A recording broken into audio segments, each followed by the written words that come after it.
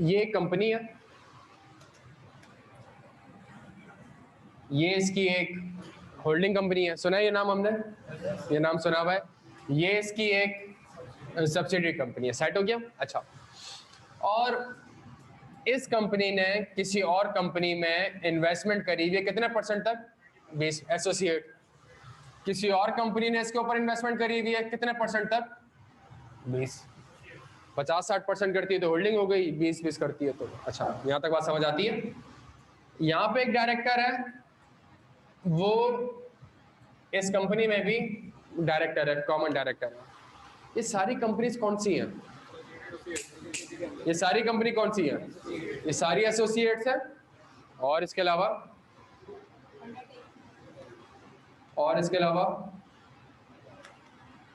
ये आपके सिलेबस का पार्ट नहीं है, सही है। ये सारी कंपनीज मेरे पास है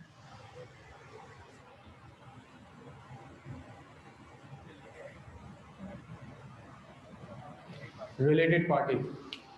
ये सारी कंपनीज मेरे पास क्या कहलाती हैं? अकाउंटिंग की जबान में क्या कहलाती हैं? रिलेटेड, बिकॉज ये किसी ना किसी तरीके से मेरी कंपनी से रिलेट करती है। ये मेरी ओनर कंपनी है, इसने 50 से 60% शेयर्स मेरे लिए हुए हैं, मैंने इसकी कंपनी में 20% शेयर्स इन्वेस्टमेंट की है। तो सारी कंपनी कौन सी कहलाती है? Related party. अच्छा, आज की क्लास बड़ी इंपॉर्टेंट है, सही है। तो आज की क्लास में हम कॉन्सेप्चुअल डिस्कशन और वही एक पहले स्ट्रक्चर बना लेंगे, डायग्राम बना लेंगे, फिर थोड़ा समझ लेंगे, फिर थोड़ी लिंकिंग कर लेंगे। अच्छा जी,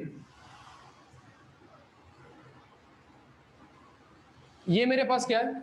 रिलेटेड पार्टी। अच्छा, एक स्टैंडर्ड है जो कि आपके सिलेबस का पार्ट नहीं है, आपके कैप लेवल तक वो आपके सिलेबस का पार्ट नहीं है। उसका नाम क्या है? IS 24। उसका नाम क्या है? जिस तरह IS 2 है, IS 10 है, IS 36 है, IS 16 है, इसी तरीके से स्टैंडर्ड इसका नाम क्या है? और उसका नाम क्या है? उसका नाम है रिलेटेड पार्टी डिस्क्लोजर। ये नाम सुना हुआ है हमने? ये नाम सुन लिया हमने? ये आजकल बहुत ही नाम चल रहा है, ठीक है। तो हमारा स्टैंडर्ड का नाम क्या है? Related party disclosure. इसकी रिक्वायरमेंट क्या है? इस स्टैंडर्ड की एक रिक्वायरमेंट है IS, जिस तरह IS 2 की एक रिक्वायरमेंट है कि भाई इन्वेंट्री को इस पे रिकॉर्ड करो, इन्वेंट्री को सब्सिक्वेंटली इस पे रिकॉर्ड करो, इसी तरीके से इस स्टैंडर्ड की भी एक रिक्वायरमेंट है। हम मगरिब तक थोड़ी सी जनरल डिस्कशन करेंगे बच्चों। तो इस कंपनी की भी एक रिक्वायरमेंट है, और वो रिक्वायरमेंट क्या है? वो रिक्वायरमेंट ये है कि रिलेटेड पार्टीज के साथ, रिलेटेड पार्टीज को आपने क्या करना है? आइडेंटिफाई करना है। फिर क्या करना है? अकाउंट फॉर करना है। और फिर क्या करना है? डिस्क्लोज करना है। एक कंपनी 10,000 कंपनी के साथ ट्रांजैक्शन कर रही होती है। स्टैंडर्ड क्या कहता है? आपने रिलेटेड पार्टी को आइडेंटिफाई करना है, अकाउंट फॉर करना है एंड डिस्क्लोज करना है। उन ट्रांजैक्शंस को आपने अपने फाइनेंशियल स्टेटमेंट्स में क्या करना है? डिस्क्लोज करना है। अब ये मेरी बात सुनिएगा, मैं एक एग्जांपल रखता हूं आपके सामने। ये कंपनी है, मैं इसको सामने रखता हूं, ठीक है जी। इस कंपनी का 28 दिसंबर 2019, 28 दिसंबर, इस कंपनी का ईयर एंड क्या है? 31 दिसंबर 2019। इस कंपनी का आज की तारीख 28 दिसंबर 2019 में लॉस बिफोर टैक्स आ रहा है कितने मिलियन का? कितने मिलियन का भाई? 200 मिलियन का। सुनिएगा मेरी बात गौर से, कितने मिलियन का लॉस आ रहा है? 200 मिलियन का। चूंकि इसके पास लॉस आ रहा है 200 मिलियन का, और मैं एज्यूम करता हूं ये कंपनी कौन सी है? ये कंपनी है लिस्टेड कंपनी। तो भाई लिस्टेड कंपनी में तो शेयर प्राइस वगैरह डिपेंड इस चीज के ऊपर करती है कि कंपनी प्रॉफिट में है या फिर लॉस में। तो कंपनी का लॉस आ रहा है 200 मिलियन का। कंपनी ने क्या करा? 29 दिसंबर को इस कंपनी को सेल कर दी। इस कंपनी को सेल कर दी। कितने की सेल करी? एक ऐसी चीज जिसकी मार्केट वैल्यू कितनी थी? मार्केट में कितने की बेचता था मैं? 100 मिलियन की। मुझे बनाने की कॉस्ट कितनी आती थी? 80 मिलियन। लेट से जीपी मेरा 20% है, तो मैं बनाता 80 में था, मार्केट में कितने की बेचता था? 100 की। मैंने यही चीज उठा के अपनी सब्सिडरी को कितने की बेच दी? सब्सिडरी को मैंने कितने की सेल कर दी? सब्सिडरी को मैंने सेल कर दी 500 मिलियन की। कितने की कर दी भाई? 500 मिलियन की।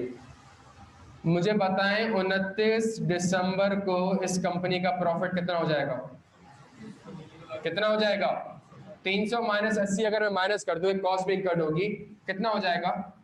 220 मिलियन। ऐसा ही है भाई, मतलब कंपनी लॉस से किस में आ गई? प्रॉफिट में आ गई, जस्ट बाय पूरे साल इतनी मेहनत करी 200 मिलियन के लॉस पे, एक दिन ट्रांजैक्शन करी और किस में आ गई? प्रॉफिट में आ गई।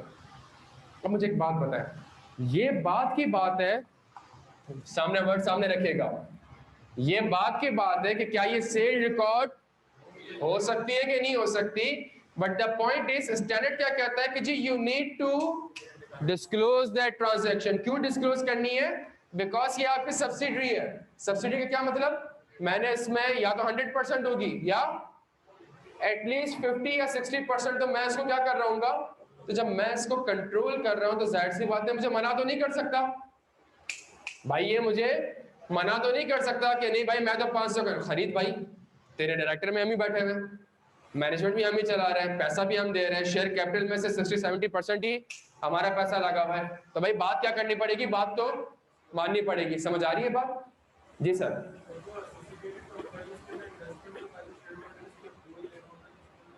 सॉरी, हाँ, वो सेक्शन कौन सा है? इन्वेस्टमेंट इन एसोसिएट, वो सेक्शन है क्या? वो सेक्शन है क्या? जब भी आप एसोसिएट या सब्सिडी वगैरह में क्या करने जा रहे हैं, कोई इन्वेस्टमेंट वगैरह करने जा रहे हैं, कोई फाइनेंसिंग वगैरह करने जा रहे हैं, तो उसमें आपको किससे अप्रूवल की रिक्वायरमेंट है? आप यहाँ पे इन्वेस्टमेंट या फाइनेंसिंग नहीं करने जा रहे हैं, यहाँ पे आप एक नॉर्मल सेल्स करने जा रहे हैं। सही है? अच्छा जी, क्या यहाँ तक बात समझ आती है? क्या यहाँ तक बात समझ आती है? और तो सर एक मसला है कि कंपनी इस तरीके से किसमें आ गई, और जब प्रॉफिट में आ गई तो शेयर होल्डर्स ने कहा, शेयर होल्डर्स ने कहा या मैंने और आपने कहा वाह भाई क्या कंपनी है, 200 मिलियन का प्रॉफिट है, आओ इसके क्या खरीदते हैं। लेकिन मजे की बात है कि प्रॉफिट तो घर से ही कमाया है, ये प्रॉफिट तो मैंने बस उसको बेच दी, इसने मतलब वापस बेच दी। होता क्या है, 28 को बेची, 1 जनवरी को माल वापस ले लिया, तो ईयर एंड पे आ गए तो सेल्स रिकॉर्ड हो गई, सही, और प्रॉफिट कमा लिया। स्टैंडर्ड क्या कहता है? स्टैंडर्ड कहता है इन ट्रांजैक्शन को, अगर ये आपके रिलेटेड पार्टी है तो इसको आपने क्या करना है? आइडेंटिफाई करना है, इस ट्रांजैक्शंस को अकाउंट फॉर करना है और इसको फाइनेंशियल स्टेटमेंट्स में क्या करना है? डिस्क्लोज करना है। अब मेरी बात सुनिएगा गौर से, इस कंपनी के फाइनेंशियल स्टेटमेंट्स में एक लाइन आइटम आ रहा होगा, इसका नाम क्या होगा? और पूरे साल की सेल्स आ रही होगी लेट से 2000 मिलियन, ऐसा ही है भाई, और एक डिस्क्लोजर आ रहा होगा लेट से 4.2, नोट नंबर 4.2। नोट नंबर 4.2 में क्या लिखा हुआ होगा? जल्दी छेती छेती, नोट नंबर 4.2 में क्या लिखा हुआ होगा? These sales includes the sales to a subsidiary which is the related party amounting to rupees 500 million, and the company has earned a profit of rupees 220 million in such transaction. अब मेरी बात सुने, अब मैं और आप वही शेयर होल्डर है जो अभी थोड़ी देर पहले कह रहे थे कि इसको तो शेयर प्राइस खरीदने चाहिए, वाह क्या कंपनी है, क्या प्रॉफिट है। ये डिस्क्लोजर पढ़ने के बाद क्या मैं और आप इसके शेयर्स खरीदेंगे? नहीं, हम क्या कहेंगे, नहीं यार इसमें से इतना प्रॉफिट तो इसने सब्सिडी के साथ ही कमाया है। सही कमाया है, गलत कमाया है, बात की बात है, बट इतना प्रॉफिट कैसे कमाया गया है? अपने ही घर की एक कंपनी को सेल करके। क्या यहाँ तक बात समझ आ रही? स्टैंडर्ड की रिक्वायरमेंट क्या है कि आपने ऐसी ट्रांजैक्शन को आइडेंटिफाई भी करना है, अकाउंट फॉर भी करना है एंड डिस्क्लोज भी करना है। जब आप डिस्क्लोज करेंगे तो शेयर होल्डर को पता चल जाएगा कि ये फाइनेंशियल स्टेटमेंट्स हैं, ये फाइनेंशियल स्टेटमेंट्स हैं, लेकिन एक्चुअल पोजीशन कंपनी की ये है। जब वो चेक करेगा कि इतने में से इतनी सेल्स रिलेटेड पार्टी को और इसमें से मैंने इतना प्रॉफिट अर्न किया। क्या यहाँ तक बात समझ आती है? इसको नोट करें जल्दी से। बिलाल थोड़ा सा माइक चेक कर लोगे यार इसको।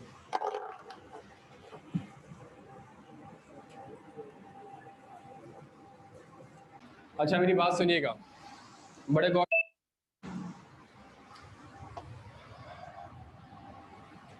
इसका नाम सुना है किसी ने? JS group, Jahangir Siddiqui, JSCL, इसकी एक सब्सिडरी है जिसका नाम है जेएस बैंक, ये नाम सुना होगा आपने। जेएस बैंक की एक और सब्सिडरी है, उसका नाम है जेएस ग्लोबल। ठीक है, मैं एक एग्जांपल दे रहा हूं आपको। जेएससीएल ने जेएस बैंक के 100% शेयर्स एक्वायर किए हुए। ये कौन सी कंपनी कहलाएगी? Holding company, parent company. ये कौन सी कंपनी कहलाएगी? सब्सिडी। ये इसकी मजीद सब्सिडी कहलाएगी। ऐसा ही है, ये स्ट्रक्चर क्लियर है? क्या जेएससीएल की दो रिलेटेड पार्टीज हैं? कौन कौन सी? जेएस बैंक और जेएस ग्लोबल। सही है, ऐसा ही है भाई। सर आप क्लियर है? अच्छा, मुझे एक बात बताएं, वो बिल्कुल ईमानदारी से। जेएससीएल के पास कुछ एक्सेस कैश है, ये एक्सेस कैश कहां जमा कराएगी? ये एक्सेस कैश कहां जमा कराएगी? जेएस बैंक में। ऐसा ही है? अच्छा, ये जेएस ग्लोबल क्या है? ये ब्रोकरेज हाउस है, शेयर्स वगैरह में, शेयर्स जो ब्रोकर होते हैं शेयर्स वगैरह परचेज करने के लिए, ये ब्रोकरेज हाउस है। मुझे बताएं, अगर बैंक ने किसी कंपनी के शेयर्स वगैरह एक्वायर करने तो वो आरिफ हबीब के पास जाएगी?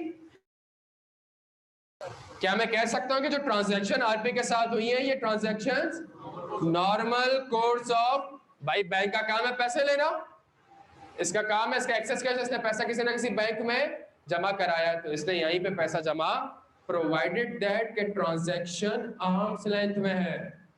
बैंक वाला 3% रेट दे रहा है, तो बैंक वाला बाकियों को भी कितना रेट दे रहा है? 3। ऐसा नहीं कि 300% का रेट दे दिया उसको ताकि इसकी इंटरेस्ट इनकम ज्यादा आ जाए। क्या यहां तक बात समझ आ रही है?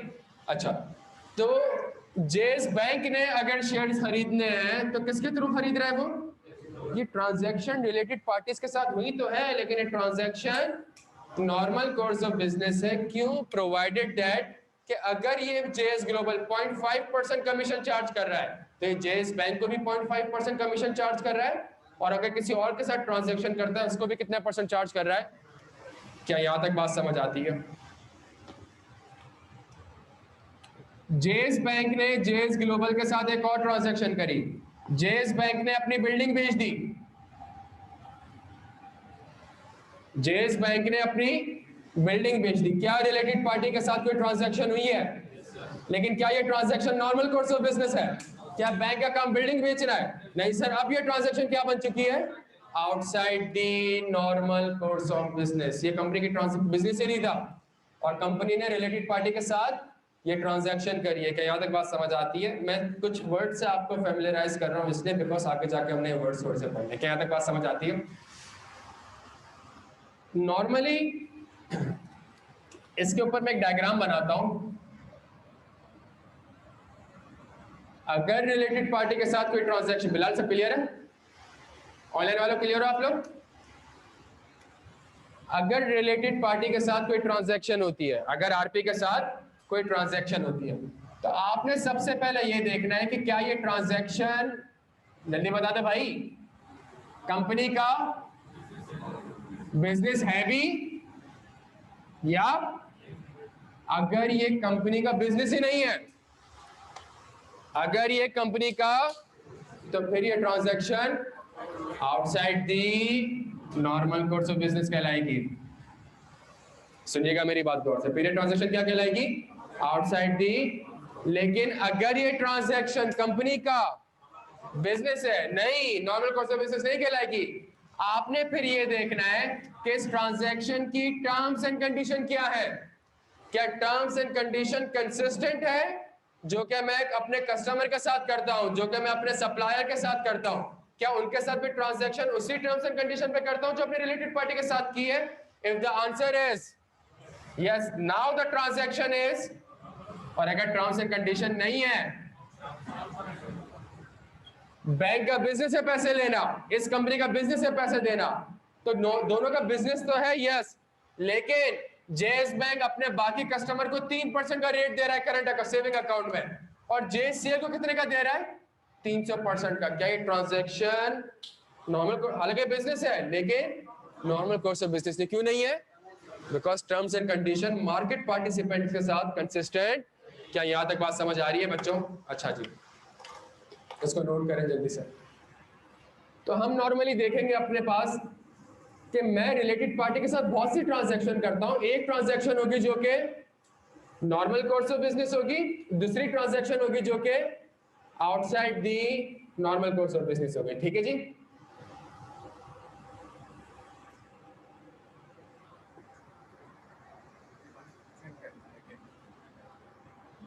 यार उसको बोलो कुछ।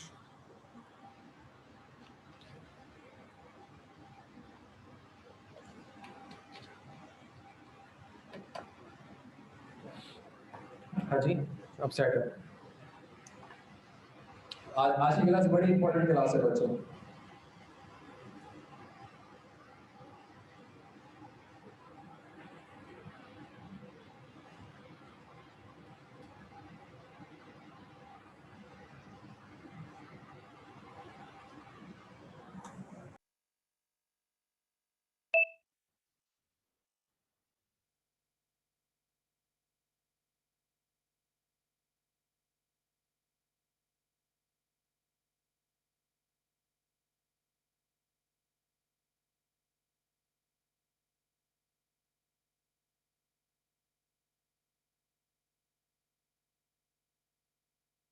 इसके जो डायरेक्टर्स होते हैं वो भी कौन से होते हैं? गवर्नमेंट नॉमिनीज डायरेक्टर होते हैं। तो वो गवर्नमेंट डायरेक्टर है ना, बहुत सी कंपनीज में होते हैं। वो हबीब बैंक में भी होंगे, वो नेशनल बैंक में भी होंगे, वो लेट से जीएसके में भी होंगे, वो बहुत सी। एसएसजीसी की नेशनल बैंक के साथ कोई ट्रांजैक्शन नहीं है। सुनिएगा, चलिए मैं आपको एग्जांपल देता हूं। अब एक डायरेक्टर ऐसा है जो कि एसएसजीसी में भी बैठा हुआ है और नेशनल बैंक ऑफ पाकिस्तान। तो क्या ये रिलेटेड पार्टीज हो गई? यस सर, कॉमन डायरेक्टर है तो रिलेटेड पार्टीज। सर एसएसजीसी ने नेशनल बैंक ऑफ पाकिस्तान से लोन लिया हुआ है, क्या ये transaction normal course of business है क्या outside the normal course of business है? क्यों भाई? कंपनी का काम है लोन लेना, फाइनेंसिंग के लिए बैंक का काम है। Sir national bank of Pakistan ने लोन दिया हुआ है 8% पे, और नेशनल बैंक ऑफ पाकिस्तान ने लेट से हैस्कॉल, लेट से पीएसओ, इसको भी लोन दिया हुआ है कितने परसेंट पे? 8% पे। क्या ये transaction normal course of business है? Yes sir. 80% पे लोन दिया हुआ है, क्या ये transaction normal course of business है? नहीं sir, the transaction is because now the terms and condition are not consistent with the market participants. का यहां तक बात समझ आ रही है? अच्छा जी।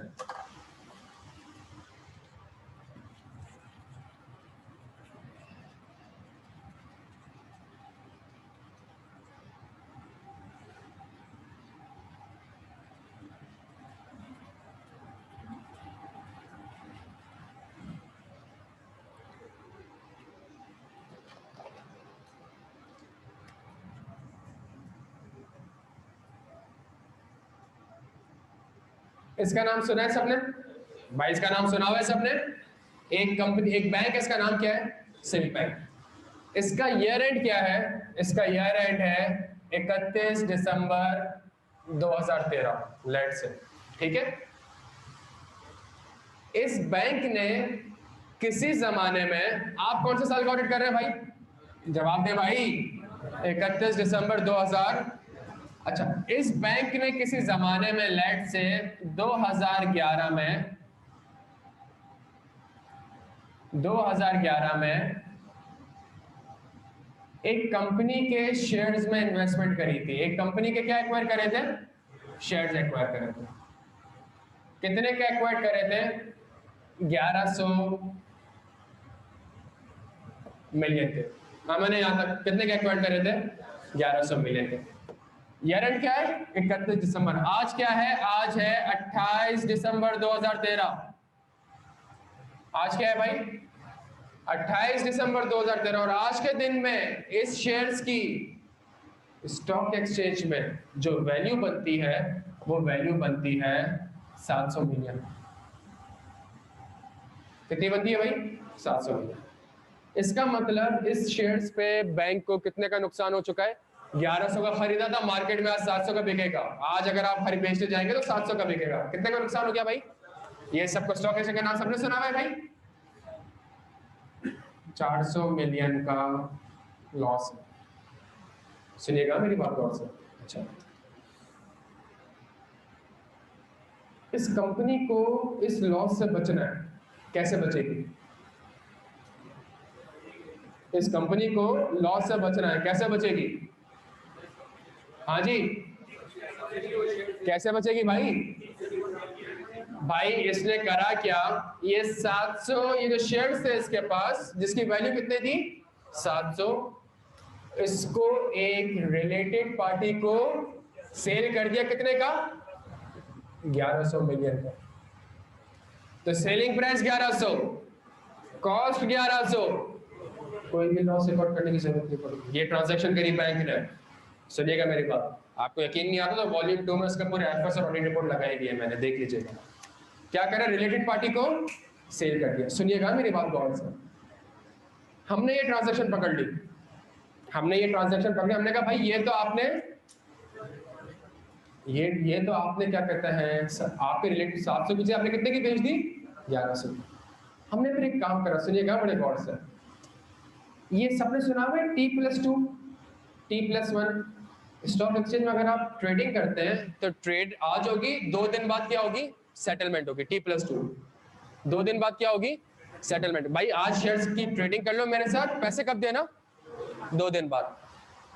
इस कंपनी ने क्या करा, इस कंपनी ने सेटलमेंट करी T+28। आज शेयर्स बेचे, पैसे कब देना? 28 दिन बाद देना। सुनिएगा मेरी बात को, हम वेट कर रहे थे कौन सी तारीख का? हम वेट कर रहे थे 28 जनवरी 2014 का, कि देखते हैं सामने वाला रिलेटेड पार्टी 1100 मिलियन पे करता भी है कि नहीं करता। हम वेट कर रहे थे, हम ऑडिटर थे, हमारे 31 दिसंबर ईयर एंड था, फेब मार्च तक ऑडिट चलता है। पता चला 28 जनवरी को सामने वाली पार्टी ने पेमेंट कर दी पूरे 1100 मिलियन। हमने कहा यार अजीब बेवकूफ रिलेटेड पार्टी है, 700 की चीज कितने में खरीद ली। लेकिन फिर हमें पता चला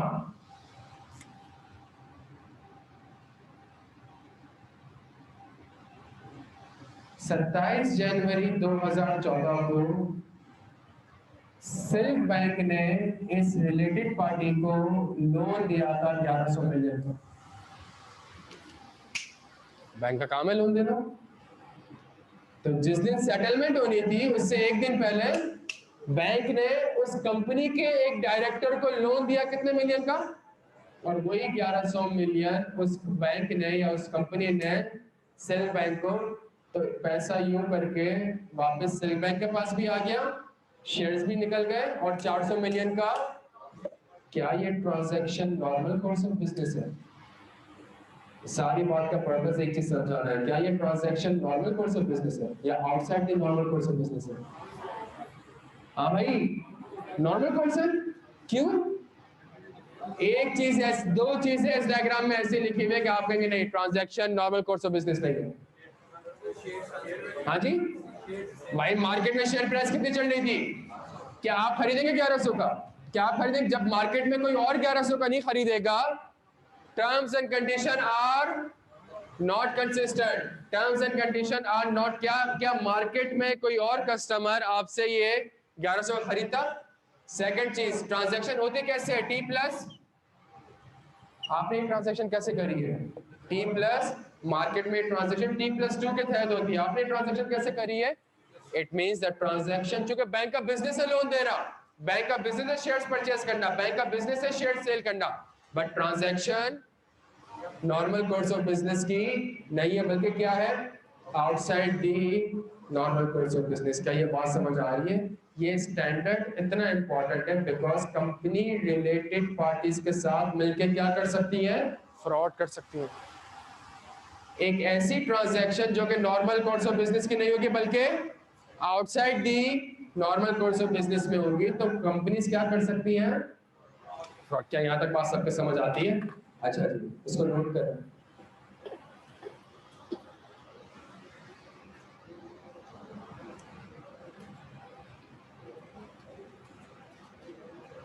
वालों आप लोग क्लियर हो बेटा?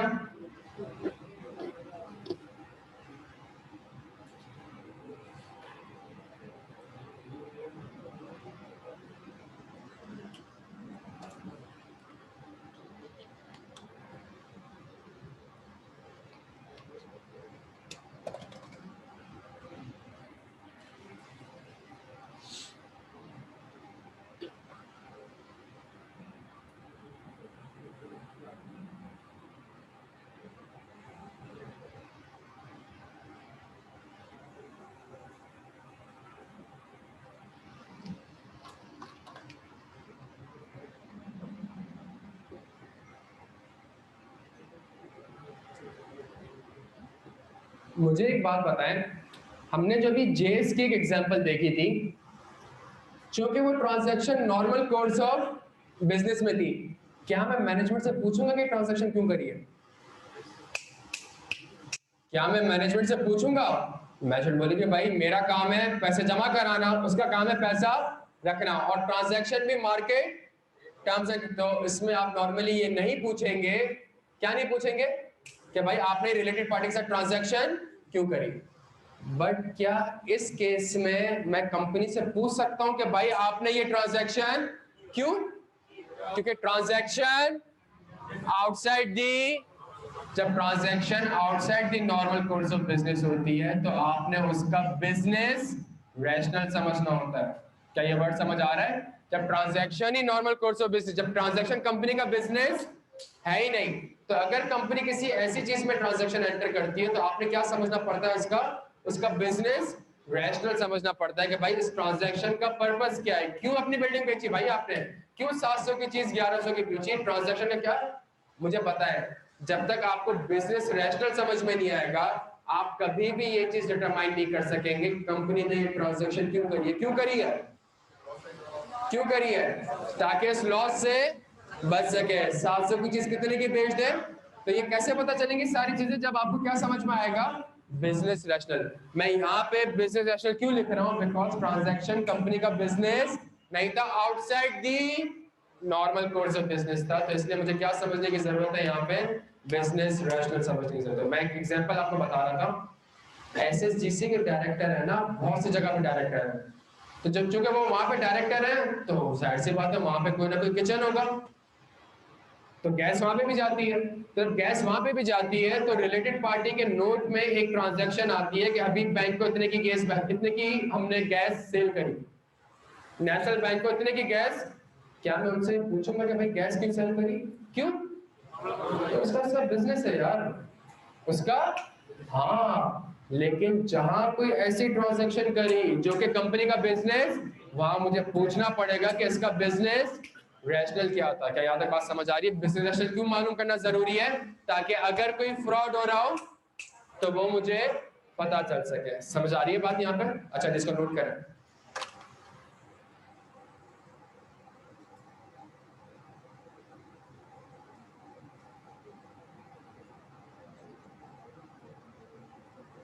हम अभी पढ़ कुछ नहीं रहे, आरपी के स्टैंडर्ड में कुछ चीजों से अपने आप को क्या कर रहे हैं? फेमिलराइज कर रहे हैं, बिकॉज अनफॉर्चुनेटली टॉपिक आपके FR2 या FR1 या आईए में नहीं है। और मजे की बात ये सीफएप में, और सीफएप में कभी टेस्ट ही नहीं हुआ। तो ये वो स्टैंडर्ड होता है जो कि बच्चा अपनी पूरी आर्टिकलशिप में, अपनी पूरी क्वालिफिकेशन में नॉर्मली नहीं पढ़ रहा होता।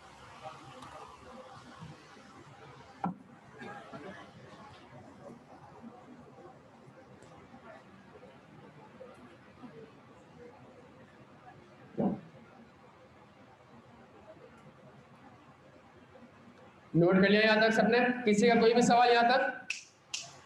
हाँ जी, किसी का कोई भी सवाल यहाँ तक? तो अब तक हमने क्या पढ़ा? अब तक हमने पढ़ा कि कंपनी के साथ कुछ कंपनीज ऐसी होती है जो उस कंपनी की क्या होती है? रिलेटेड पार्टी, और इसके ऊपर एक स्टैंडर्ड है IS 24। वो कहता है उन रिलेटेड पार्टीज को आपने क्या करना है? आइडेंटिफाई भी करना है, अकाउंट फॉर भी करना है, एंड डिस्क्लोज भी करना है। डिस्क्लोज क्यों करना है? ताकि शेयर होल्डर को पता चले कि इस कंपनी की एक्चुअल पोजीशन है क्या। सिल्क बैंक ने भले प्रॉफिट दिखा दिया हो, लेकिन जब तक ये ट्रांजैक्शन आप डिस्क्लोज नहीं करेंगे, सिल्क बैंक के शेयर होल्डर को कभी नहीं पता होगा कि एक्चुअल पोजीशन इस कंपनी की है क्या। क्या यहाँ तक बात समझ आती है? अच्छा, उसके बाद आरपी के साथ जो ट्रांजैक्शन होती है ना, तो कुछ ट्रांजैक्शन ऐसी होती है जो कि नॉर्मल कोर्स ऑफ बिजनेस होता है, कुछ ट्रांजैक्शन ऐसी होती है जो कि आउटसाइड दी।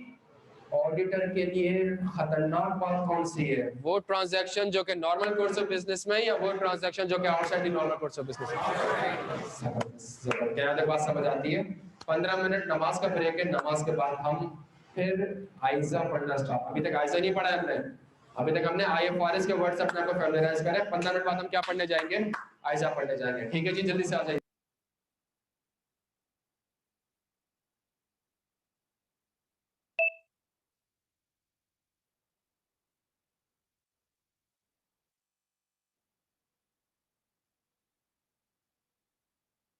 करेंगे तो शेयर होल्डर को ये पता चल जाएगा कंपनी की एक्चुअल पोजीशन है क्या। यहां तक बात समझ आती है सबके? अच्छा, चूंकि आरपी के साथ जो ट्रांजैक्शंस होती हैं वो कुछ transaction normal course of business में भी हो सकती है, कुछ transaction outside the normal course of business में भी हो सकती है। क्या ये बात समझ आती है? अच्छा, एक काम ये कर लेते हैं,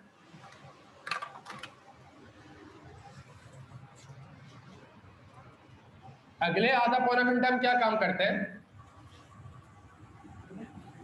हाँ भाई, अगले आधा घंटा क्या करें? अगले आधा घंटा हम एक डायग्राम बना लेते हैं, ठीक है जी। और फिर उसके बाद अगला आधा घंटा क्या करेंगे? हाँ जी, फिर उस जो लिखा है उसको थोड़ा बहुत समझने की कोशिश कर लेते हैं। फिर उसके अगले आधा घंटा क्या करें? हाँ, फिर ऑफ हो जाएगी।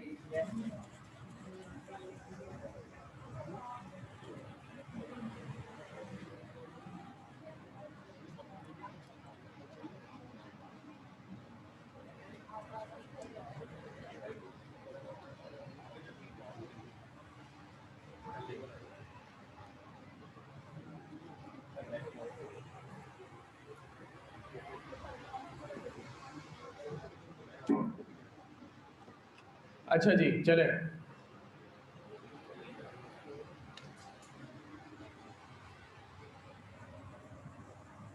सर एक आइजा है, उसका नाम क्या है? आइजा 550 रिलेटेड पार्टी। ये एक स्टैंडर्ड है हमारा आइजा का। अब हम आइजा पे आ रहे हैं बच्चों। एक स्टैंडर्ड है जिसका नाम क्या है? आइजा 550 रिलेटेड पार्टी। आइजा किसके ऊपर अप्लाई होता है? हाँ भाई, ऑडिटर्स के ऊपर। आइजा किसके ऊपर अप्लाई होगा? International standards on auditing. तो किसके ऊपर अप्लाई होगा? ऑडिटर्स के ऊपर। तो ऑडिटर से ये कहा गया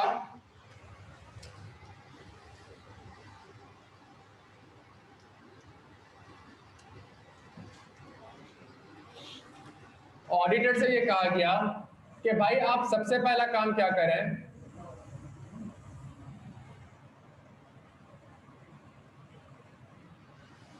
बल्कि हम एक काम करते हैं, सॉरी, हम इसको यही लिखते हैं।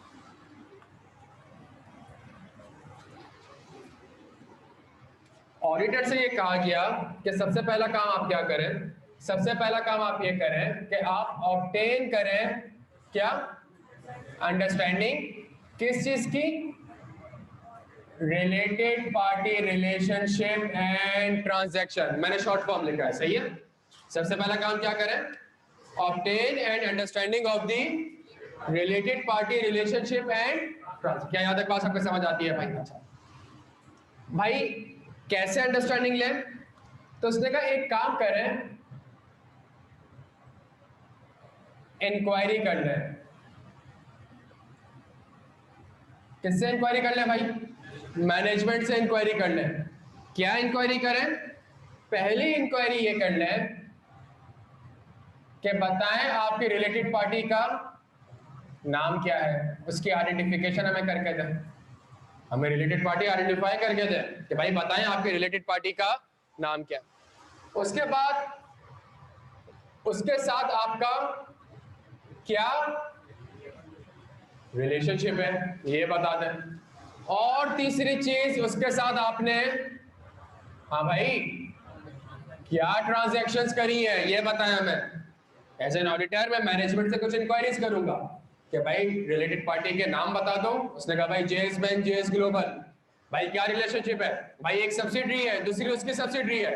भाई क्या ट्रांजैक्शन करी है? भाई एक के साथ मैंने शेयर्स खरीदे, एक के साथ मैंने अपना पैसा उसके बैंक में जमा करवाया। क्या यहां तक बात समझ आती है? अच्छा, फिर वो कहता है कि आप एक और चीज की अंडरस्टैंडिंग लें कि रिलेटेड पार्टी के ऊपर मैनेजमेंट ने क्या इंटरनल कंट्रोल्स इंप्लीमेंट किए हैं। रिलेटेड पार्टी के ऊपर मैनेजमेंट ने क्या इंटरनल कंट्रोल्स इंप्लीमेंट किए? सर किस चीज के लिए इंटरनल कंट्रोल्स? सर इस चीज के लिए इंटरनल कंट्रोल्स के ट्रांजैक्शन मैनेजमेंट के पास क्या इंटरनल कंट्रोल्स हैं कि वो ये इंश्योर कर सके कि जितनी भी रिलेटेड पार्टी है वो आइडेंटिफाई भी हो गई है वो अकाउंट फॉर भी हो गई है एंड डिस्क्लोज भी हो गई। मैनेजमेंट के पास क्या कंट्रोल्स है कि सारी के सारी आरपी को वो आइडेंटिफाई भी कर ले, अकाउंट फॉर भी कर ले एंड डिस्क्लोज भी कर ले। दूसरी चीज, मैनेजमेंट के पास क्या कंट्रोल्स है कि आरपी के साथ जो ट्रांजैक्शन हो रही है उनको कौन ऑथराइज कर रहा है और कौन अप्रूव। याद आ रहा है control activity, authorization and approval. तो आरपी के साथ अगर कोई लाइक लड़के ने कहा सर वो तो बोर्ड ऑफ डायरेक्टर और शेयर होल्डर की अप्रूवल रिक्वायर्ड है, तो इसी तरीके से आरपी के साथ अगर कोई ट्रांजैक्शन हुई है तो उनको कौन ऑथराइज कर रहा है और कौन अप्रूव। सर कुछ ट्रांजैक्शंस ऐसी होंगी जो कि outside the normal course of business होगी, उनको किसने ऑथराइज करा है और किसने उन ट्रांजैक्शन को अप्रूव किया, यहां तक ठीक है। ऐसा कहता है जब आपने ये काम करा तो आपको रिलेटेड पार्टी के नाम पता चल गए, सही है। फौरन से एक काम ये करें, एंगेजमेंट टीम। एंगेजमेंट टीम क्या होती है? जो ऑडिटर्स होते हैं जो उस क्लाइंट का ऑडिट कर रहे होते हैं उसको क्या कहते हैं? Engagement team. तो जो एंगेजमेंट टीम है उनके साथ आप शेयर कर लें शेयरिंग रिलेटेड पार्टी इंफॉर्मेशन। क्या यहां तक बात समझ आती है कि उनको भी आप बता दें कि भाई कंपनी की यही है रिलेटेड पार्टीज है। अगेन मैं कुछ समझा नहीं रहा, सिर्फ क्या कर रहा हूं, एक डायग्राम आपने वही जो अगले आधा घंटा 15 मिनट हमने क्या करना है, एक डायग्राम बनानी है। क्या यहां तक बात समझ आती है? अच्छा, जैसे ही आपने ये डायग्राम बना ली आपको अंडरस्टैंडिंग ऑब्टेन हो गई। आइजा कहता है एक काम करें, कुछ रिस्क आइडेंटिफाई करें। क्या करें भाई? कुछ रिस्क आइडेंटिफाई करें, सही है भाई। पहला रिस्क, हाँ जी, पहला ऑडिट रिस्क आइडेंटिफाई करें। पहला रिस्क मेरे पास ये है, पहला रिस्क मेरे पास ये है कि आरपी के साथ जो ट्रांजैक्शन है मैनेजमेंट ने उसको एडिक्वेटली, आरपी के साथ जो ट्रांजैक्शन है मैनेजमेंट ने उसको एडिक्वेटली, हाँ भाई, एडिक्वेटली डिस्क्लोज्ड नहीं किया होगा। पहला रिस्क। फिर क्या कहते हैं, एक और रिस्क आइडेंटिफाई करें। रिस्क नंबर 2, आरपी के साथ कुछ ट्रांजैक्शंस ऐसी होंगी, कुछ आरपी ऐसी होंगी जिनके साथ ट्रांजैक्शन नहीं है लेकिन मैनेजमेंट ने वो आपको कम्युनिकेट नहीं करी होगी। मैनेजमेंट ने आपको सिर्फ 2 आरपी कम्युनिकेट करी, तीसरी आरपी भी मौजूद थी, या मैनेजमेंट ने आपको एक आरपी के साथ एक ट्रांजैक्शन कम्युनिकेट करी एक के, तो सर दूसरा रिस्क आ गया कंप्लीटनेस। सही कह रहा हूं? Completeness of the related party list, कि जो मैनेजमेंट ने आपको आरपी की लिस्ट प्रोवाइड करके दी वो कंप्लीट नहीं है, इसके अलावा भी कुछ आरपी मौजूद है जो कि मैनेजमेंट ने शायद आपको कम्युनिकेट ना किया। ये एक रिस्क आइडेंटिफाई करें। तीसरा रिस्क आप आइडेंटिफाई करें कि कुछ ट्रांजैक्शंस ऐसी होंगी जो कि किस फॉर्म में होंगी, outside the normal course of business में। ये 3 आज की क्लास में कितने रिस्क पढ़ेंगे? 3 रिस्क। क्या यहां तक बात समझ आती है? पहला रिस्क कि ट्रांजैक्शन एडिक्वेटली डिस्क्लोज नहीं हुई। दूसरा रिस्क, लिस्ट जो मैनेजमेंट ने प्रोवाइड करी है वही कंप्लीट नहीं है। तीसरा रिस्क, कुछ आरपी के साथ कंपनी कहां एंटर हुई होगी, outside the normal course of business. क्या यहां तक बात समझ आती है? अच्छा,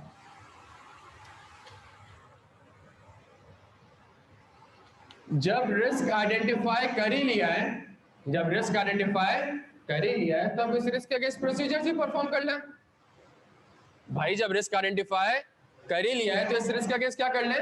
प्रोसीजर्स परफॉर्म कर लें। रिस्क केस के आरपी के साथ ट्रांजैक्शन तो की गई है, मैनेजमेंट ने मुझे कम्युनिकेट भी कर दिया, लेकिन मैनेजमेंट ने इसको एफएस में शायद सही डिस्क्लोज। तो जब आरपी के साथ ट्रांजैक्शन की गई होगी तो बीच में कोई ना कोई बैंक इन्वॉल्व हुआ होगा, बीच में कोई ना कोई बैंक इन्वॉल्व हुआ होगा, बीच में कोई ना कोई ब्रोकर इन्वॉल्व हुआ होगा। आप उनसे कंफर्म कर लें कि क्या वाकई में ये ट्रांजैक्शन हुई है। सेकंड चीज, ट्रांजैक्शन हुई किसके साथ है? आरपी के साथ। तो आप ट्रांजैक्शन को किससे कंफर्म कर सकते हैं? आरपी के साथ भी कंफर्म कर सकते हैं। और तीसरी चीज उस आरपी ने भी तो अपने एफएस में डिस्क्लोज किया होगा भाई, उस आरपी ने भी तो अपने एफएस में क्या करा होगा, डिस्क्लोज किया होगा।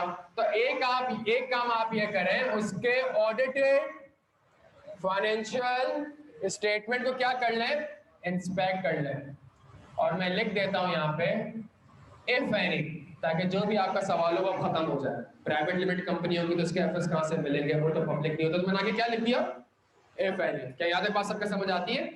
तो पहली चीज आरपी के साथ ट्रांजैक्शन तो ये, लेकिन मैनेजमेंट ने उसको एडिक्वेटली डिस्क्लोज नहीं किया होता। एक काम, आरपी के साथ ट्रांजैक्शन और बीच में कोई ना कोई इंटरमीडिएरी इन्वॉल्व हुआ होगा। It could be bank, it could be broker. आप क्या कर सकते हैं, उसके थ्रू कंफर्म करा सकते हैं। आप डायरेक्टली आरपी से कंफर्म करा लें। आप आरपी के ऑडिटेड फाइनेंशियल स्टेटमेंट देख लें, उसका भी तो कोई ना कोई ऑडिटर होगा ना, वहां पे ट्रांजैक्शन कैसे डिस्क्लोज की गई। अमन हो गया यहां तक? अच्छा,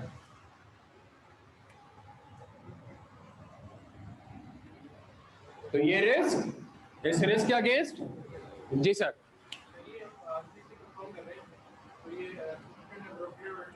मैं समझा ही नहीं रहा, मैं तो सिर्फ डायग्राम बना रहा हूं। अभी इससे बहुत से मैं डायग्राम बना,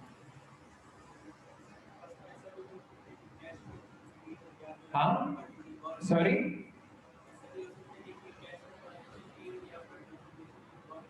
अगर कैश में ट्रांजैक्शन की गई है तो इंटरनल कंट्रोल की वीकनेस है। अगर कैश में ट्रांजैक्शन की गई है तो ये कंट्रोल वीकनेस है, बिकॉज इसका मतलब इतना कैश पड़ा हुआ है कंपनी के पास, तो वो तो चोरी हो सकता है। सही है। अच्छा जी, दूसरा रिस्क क्या आया भाई, कि भाई मैनेजमेंट ने तो आपको आरपी की लिस्ट कंप्लीट नहीं दी। मैनेजमेंट ने तो आपको आरपी की लिस्ट ही कंप्लीट नहीं दी। एक काम करते हैं, इसके अगेंस्ट भी कुछ प्रोसीजर्स कर लेते हैं। एक काम ये कर लेते हैं,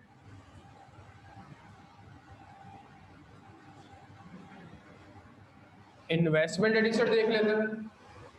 एक काम ये कर लेते हैं, शेयर होल्डर रजिस्टर देख लेते हैं। एक काम ये करते हैं, minutes of the meeting of board of directors देख लेते हैं। एक काम ये करते हैं, minutes of the meeting of board of director देख लेते हैं। एक काम ये करते हैं कि डायरेक्टर और मैनेजमेंट ने कोई स्टेटमेंट ऑफ कॉन्फ्लिक्ट जमा कराया होगा। स्टेटमेंट ऑफ कॉन्फ्लिक्ट, उसको इंस्पेक्ट कर लेते हैं। और क्या काम कर सकते हैं, लीगल कंफर्मेशन देख सकते हैं।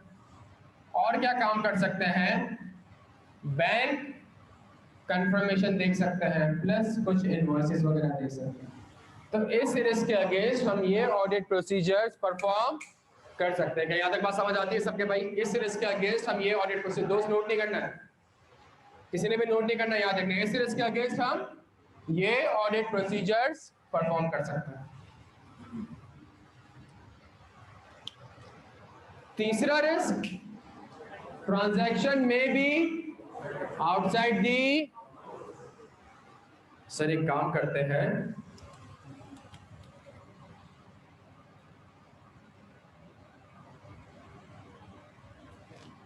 इंस्पेक्ट करते हैं एग्रीमेंट। क्या करते हैं, एग्रीमेंट देखते हैं। भाई क्यों एग्रीमेंट देख सके, इसलिए ताकि बिजनेस रैशनल को इवैल्यूएट कर सकेंगे। भाई ट्रांजैक्शन का पर्पस क्या था, पहला काम। दूसरा काम, जब मैनेजमेंट ने एक ट्रांजैक्शन की होगी जो कि outside the normal course of business रही होगी, तो आपने मैनेजमेंट से कोई ना कोई इंक्वायरी की होगी कि भाई इस ट्रांजैक्शन में क्यों एंटर हुई है, तो आपका बिजनेस नहीं था, तो मैनेजमेंट ने आपको कोई ना कोई जवाब दिया होगा। उस जवाब को कोरोबरेट करने के लिए मैं क्या करता हूं, एग्रीमेंट को, कि जो मैनेजमेंट मुझसे कह रही है कि एग्रीमेंट में भी ऐसा लिखा ही नहीं लिखा, कि जो मैनेजमेंट की टर्म्स एंड कंडीशन है या जो मैनेजमेंट की एक्सप्लेनेशन है, क्या वो टर्म्स एंड कंडीशन के साथ कंसिस्टेंट है या फिर नहीं। हम एक काम ये कर लेते हैं कि जो मैनेजमेंट ने आपको जवाब दिया और जो एग्रीमेंट में लिखा था, क्या वो आपस में कंसिस्टेंट है या नहीं? मैं वापस से रिपीट कर दूं, जब भी मैनेजमेंट आरपी के साथ किसी ट्रांजैक्शन में दाखिल होती है जो कि आउटसाइड दी, तो आपने सबसे पहले मैनेजमेंट से क्या मांगी? एक्सप्लेनेशन मांगी कि भाई मुझे बताएं आपने ये ट्रांजैक्शन क्यों करी।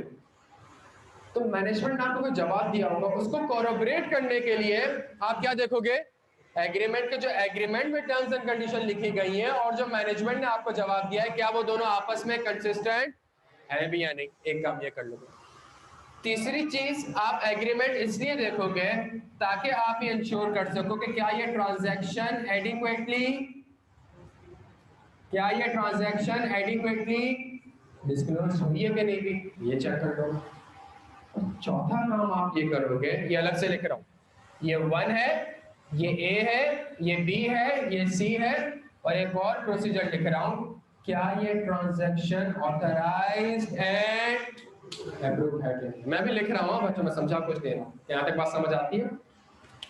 तो सबसे पहले मैंने रिलेटेड पार्टी की अंडरस्टैंडिंग ली, कुछ रिस्क आइडेंटिफाई करे, इस रिस्क के अगेंस्ट प्रोसीजर्स परफॉर्म कर लिए। क्या यहां तक बात समझ आती है? दो सीरियस यहां पे। अच्छा, जब मैंने ये प्रोसीजर्स परफॉर्म कर लिए, जब मैंने ये प्रोसीजर परफॉर्म कर लिए, तो मैं इस वाले प्रोसीजर पे थोड़ा सा फोकस कर रहा हूं। ये रिस्क क्या था सर? कि मैनेजमेंट ने सारी की सारी आरपी आपको कंप्लीट प्रोवाइड, तो आपने क्या करा? आपने ये प्रोसीजर परफॉर्म करे, क्यों? ताकि आपको कोई न्यू रिलेटेड पार्टी आइडेंटिफाई हो जाए या एग्जिस्टिंग आरपी के साथ कोई न्यू ट्रांजैक्शन आइडेंटिफाई हो जाए। मैं यही चीज यहाँ पे लिख देता हूँ। जब ये प्रोसीजर्स मैंने परफॉर्म करे, तो या तो मुझे कोई न्यू रिलेटेड पार्टी आइडेंटिफाई हो जाएगी या फिर एग्जिस्टिंग आरपी के साथ कोई न्यू ट्रांजैक्शन आइडेंटिफाई हो जाएगी। मैं वापस से रिपीट कर दूं, द रिस्क इज मैनेजमेंट ने जो मुझे लिस्ट प्रोवाइड करी है वो कंप्लीट नहीं है। मैंने प्रोसीजर करे तो मुझे एक न्यू रिलेटेड पार्टी आइडेंटिफाई हो चुकी है। अब चूंकि न्यू रिलेटेड पार्टी आइडेंटिफाई हो चुकी है, तो मैं क्या करूंगा? मैं सबसे पहला काम ये करूंगा, मैं एंगेजमेंट टीम को कम्युनिकेट करूंगा about the new related party. मैं एंगेजमेंट टीम को कम्युनिकेट करूंगा about the new related party. मैं मैनेजमेंट से रिक्वेस्ट करूंगा, क्या रिक्वेस्ट करूंगा? कि भाई इस न्यू रिलेटेड पार्टीज के साथ, इस न्यू रिलेटेड पार्टी के साथ जितनी भी ट्रांजैक्शंस हुई हैं वो सारी की सारी मुझे कम्युनिकेट करें। मैं मैनेजमेंट से इंक्वायर करूंगा कि आपके कंट्रोल्स, हाँ भाई, इतने वीक क्यों थे कि इस रिलेटेड पार्टी को आइडेंटिफाई करने में नाकाम हो गए। हमने यहां तक, मैं अपने रिस्क असेसमेंट को क्या करूंगा? रिवाइज करूंगा और उसके against further audit procedures perform करूंगा। और अगर मुझे लगता है कि मैनेजमेंट ने जानबूझ के मुझसे रिलेटेड पार्टी छुपाई थी, मैनेजमेंट ने मुझसे, तो कुछ रिक्वायरमेंट है कौन से स्टैंडर्ड की? फ्रॉड की, मैं उसको अप्लाई कर दूंगा। क्या यहां तक बात समझ आती है? क्या यहां तक बात समझ आती है? अच्छा जी, 5 मिनट दे रहा हूं, उसको नोट करें। Sorry, terms and condition consistent with the management explanation. B, T और R, business rational, थोड़ी देर पहले ही पढ़ा है हमने इसको। Evaluate the business rational, related party relationship and transaction,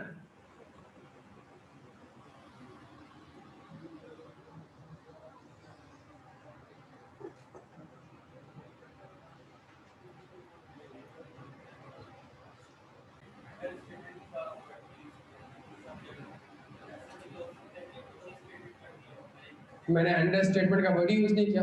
मैंने तो अंडरस्टैंडिंग का वर्ड यूज किया है, ऑब्टेन एन अंडरस्टैंडिंग।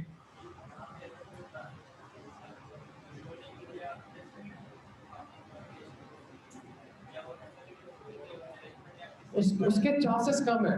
एक कंपनी को मैं जानता नहीं हूं, मैं कहता हूं मेरी रिलेटिव, मतलब एक वो वाली बात है ना, देखें फॉर एक बात है, फॉर एग्जांपल आप किसी को ये तो नहीं बोलेंगे ये मेरे अब्बू है। क्यों भाई? नहीं अब्बू भाई, जो अब्बू है पता होता है ना, आप ये तो नहीं भाई ये मेरे अब्बू है, ये मेरे अब्बू है। क्यों? बिकॉज देखिए रिलेटेड पार्टी है क्या, होल्डिंग कंपनी, सब्सिडरी, तो ये पता होती है ना मुझे कि भाई ये अब्बू है, ये बेटा है, ये दादा है, ये दादी है। ऐसे चलते फिरते तो मैं किसी को नहीं बोलूंगा ना ये मेरा अब्बू है। रिस्क है कि जी शायद ये अब्बू हो। उसके रिस्क डेफिनेटली है, उसके चांसेस बड़े कम हो जाते हैं। एज एन ऑडिटर मेरे रिस्क क्या है कि भाई आरपी मौजूद है, लेकिन उसको मैनेजमेंट ने मुझे नहीं पता है, रादर देन कि जी एक आरपी है ही नहीं और मैनेजमेंट ने कह दिया कि जी आरपी है, इसके चांसेस थोड़े से कम हो जाते हैं।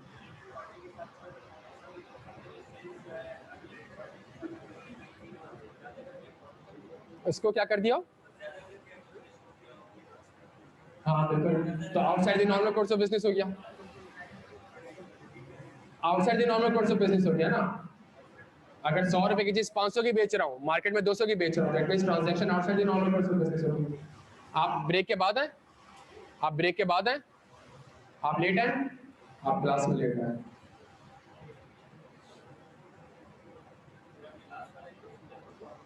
सॉरी,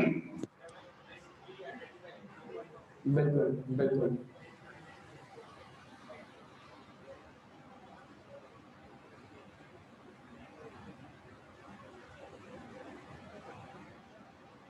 भाई नोट कर लिया?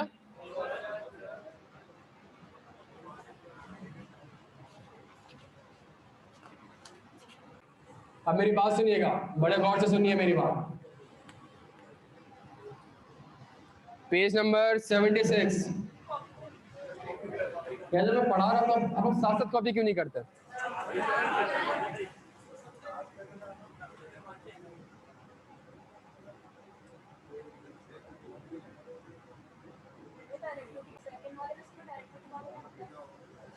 आपको पहले रो में बैठने का फायदा क्या है मैडम? क्या चीज? डायरेक्टर और मैनेजमेंट। कितना रह गया है? ऐसी डायग्राम बनानी है जैसे मैंने बनाई है, एग्जैक्टली सेम डायग्राम बनानी है।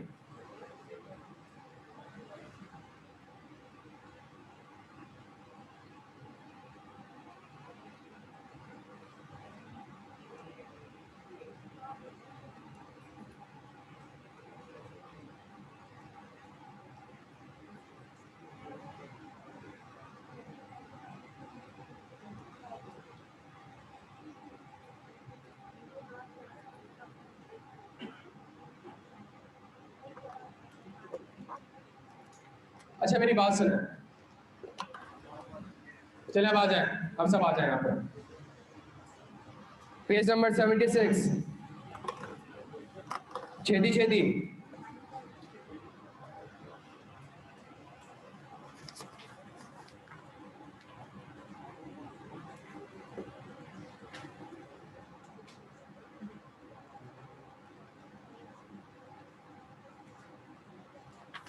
सब आ गए भाई? सब पेज नंबर 76 पे आ गए? एक सवाल आ रहा है, give any autumn 2014, give any 3 audit procedures to ensure the completeness of a list of related parties provided by the management. हाँ जी, list any 3 procedures to ensure the completeness. हाँ भाई, कौन से प्रोसीजर्स? ये वाले? कौन से वाले? लिस्ट एनी इन्वेस्टमेंट रजिस्टर देख लें, शेयर रजिस्टर देख लें, मिनट्स ऑफ द मीटिंग। हमारे अच्छा spring 2014, question number 7 part 2। The details of related party transaction provided by the management includes a payment of rupees 300 million to Mango Limited The job in charge is of the view that this transaction is not in the normal course of business of the company. Analyze the above situation and briefly describe your course of action. हाँ भाई, outside the तो course of action क्या होगा? मैं ये कुछ audit procedures perform करूँगा। यहाँ तक बात समझ आती है सबके? आगे बढ़े।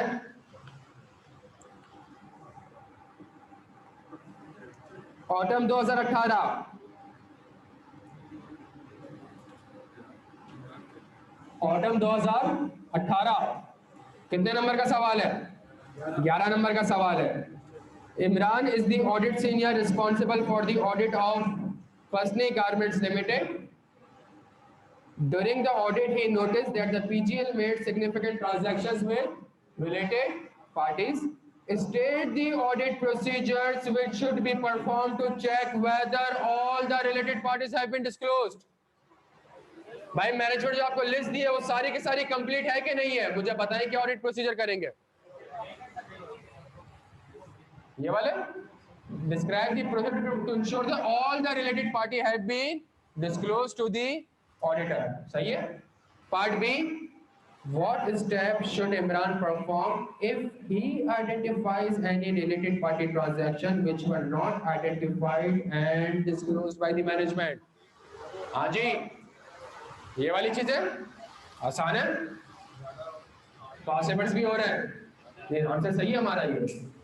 हाँ भाई देखें ना, जितने भी सवाल किए तो एक का आंसर यहाँ से लेके यहाँ तक, एक का आंसर यहाँ से लेके यहाँ तक, एक का आंसर यहाँ से लेके यहाँ तक, जो हम पाकिस्तान स्टडीज में करते थे।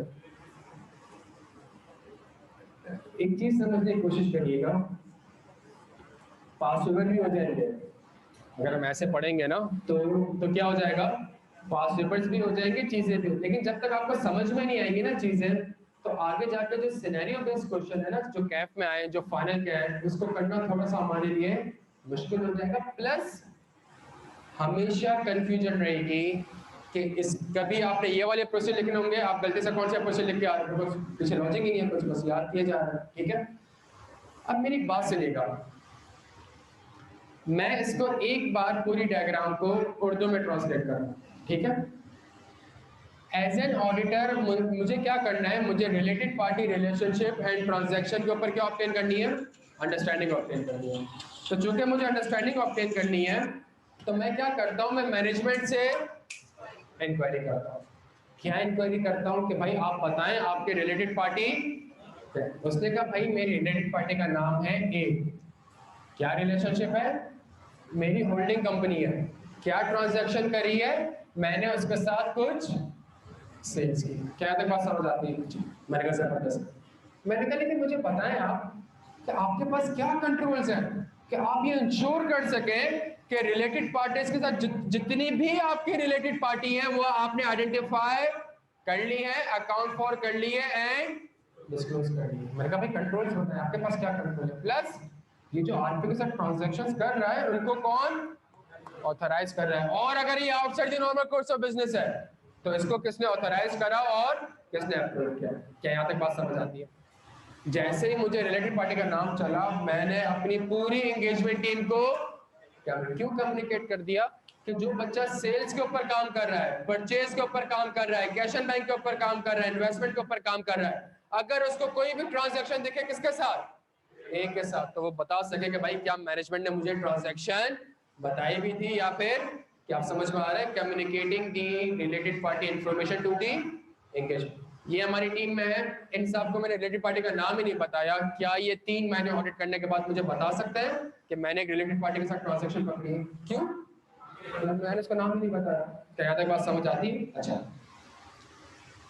मेरा पहला रिस्क ट्रांजैक्शन को शायद मैनेजमेंट ने, सेल्स की ट्रांजैक्शन है, इसको मैनेजमेंट ने शायद एडिक्वेटली डिस्क्लोज, मैं बॉक्स बना रहा हूँ, ठीक है, ये रिस्क इससे रिलेटेड है। तो ट्रांजैक्शन मैनेजमेंट ने मुझे बता दी है, इसको शायद एडिक्वेटली डिस्क्लोज ना करो। यहाँ तक बात समझ आती है? दूसरा रिस्क कि भाई शायद एक रिलेटेड पार्टी भी हो सकती है, या एक के साथ सिर्फ सेल्स नहीं किया बल्कि परचेज भी किया। Completeness of the list of related party provided by the management. भाई इसके अलावा भी कुछ रिलेटेड पार्टी है, इन रिलेटेड पार्टी के साथ कुछ और ट्रांजैक्शन भी है, वो शायद आपने मुझे कम्युनिकेट ना कर, मैंने एक और रिस्क करके रखा। और तीसरा रिस्क, कुछ ट्रांजैक्शन आपके के साथ ऐसी होंगी जो कि outside the normal course of business होगी। क्या यहाँ तक बात समझ आती है? पहला रिस्क कि जो ट्रांजैक्शन है सेल्स वाली, जो मैनेजमेंट ने मुझे कम्युनिकेट करी थी, मैनेजमेंट ने उसको एडिक्वेटली डिस्क्लोज नहीं किया। तो भाई डिस्क्लोज क्या करते हैं? भाई इतने की चीज इतने की बेची, इतने रुपए में बेची, इतने दिनों के लिए बेची, ये सारे टर्म्स एंड कंडीशंस होंगे ना। तो ये पता कैसे चलेगा? ट्रांजैक्शन अगर आपने करी होगी तो कोई ना कोई बैंक या ब्रोकर इन्वॉल्व, भाई उसके सामने वाले ने पेमेंट बैंक से ही करी होगी ना, तो बैंक या ब्रोकर क्या हुआ होगा, आप उससे कंफर्म कर लें। सुनिएगा मेरी बात, आप किससे कंफर्म कर लें? सेलिंग बैंक के केस में हमने करा क्या, हमने ब्रोकर को इन्वॉल्व किया। भाई आप बताओ कि क्या वाकई में इतने शेयर्स 1100 के बिके? तो ब्रोकर ने, एनसीसीपीएल ने कंफर्म करके दिया कि हाँ जी इतने के बिके। तो मैंने किसको इन्वॉल्व कर लिया? ब्रोकर। फिर मैंने कहा यार आरपी काउंटर पार्टी के साथ कंफर्मेशन हुई है ना, तो मैं काउंटर पार्टी से क्या करवा लूं, कंफर्म करा लूं कि भाई क्या ट्रांजैक्शन यही है। तीसरी चीज मैंने क्या करा, मैंने उसके ऑडिटेड फाइनेंशियल कि क्या वहां पे भी यही लिखा हुआ है कि 700 की चीज 1100 की खरीदी और 1200 की बेची है। मैंने ये कुछ प्रोसीजर्स परफॉर्म कर लिए। एक सेकंड देना मुझे।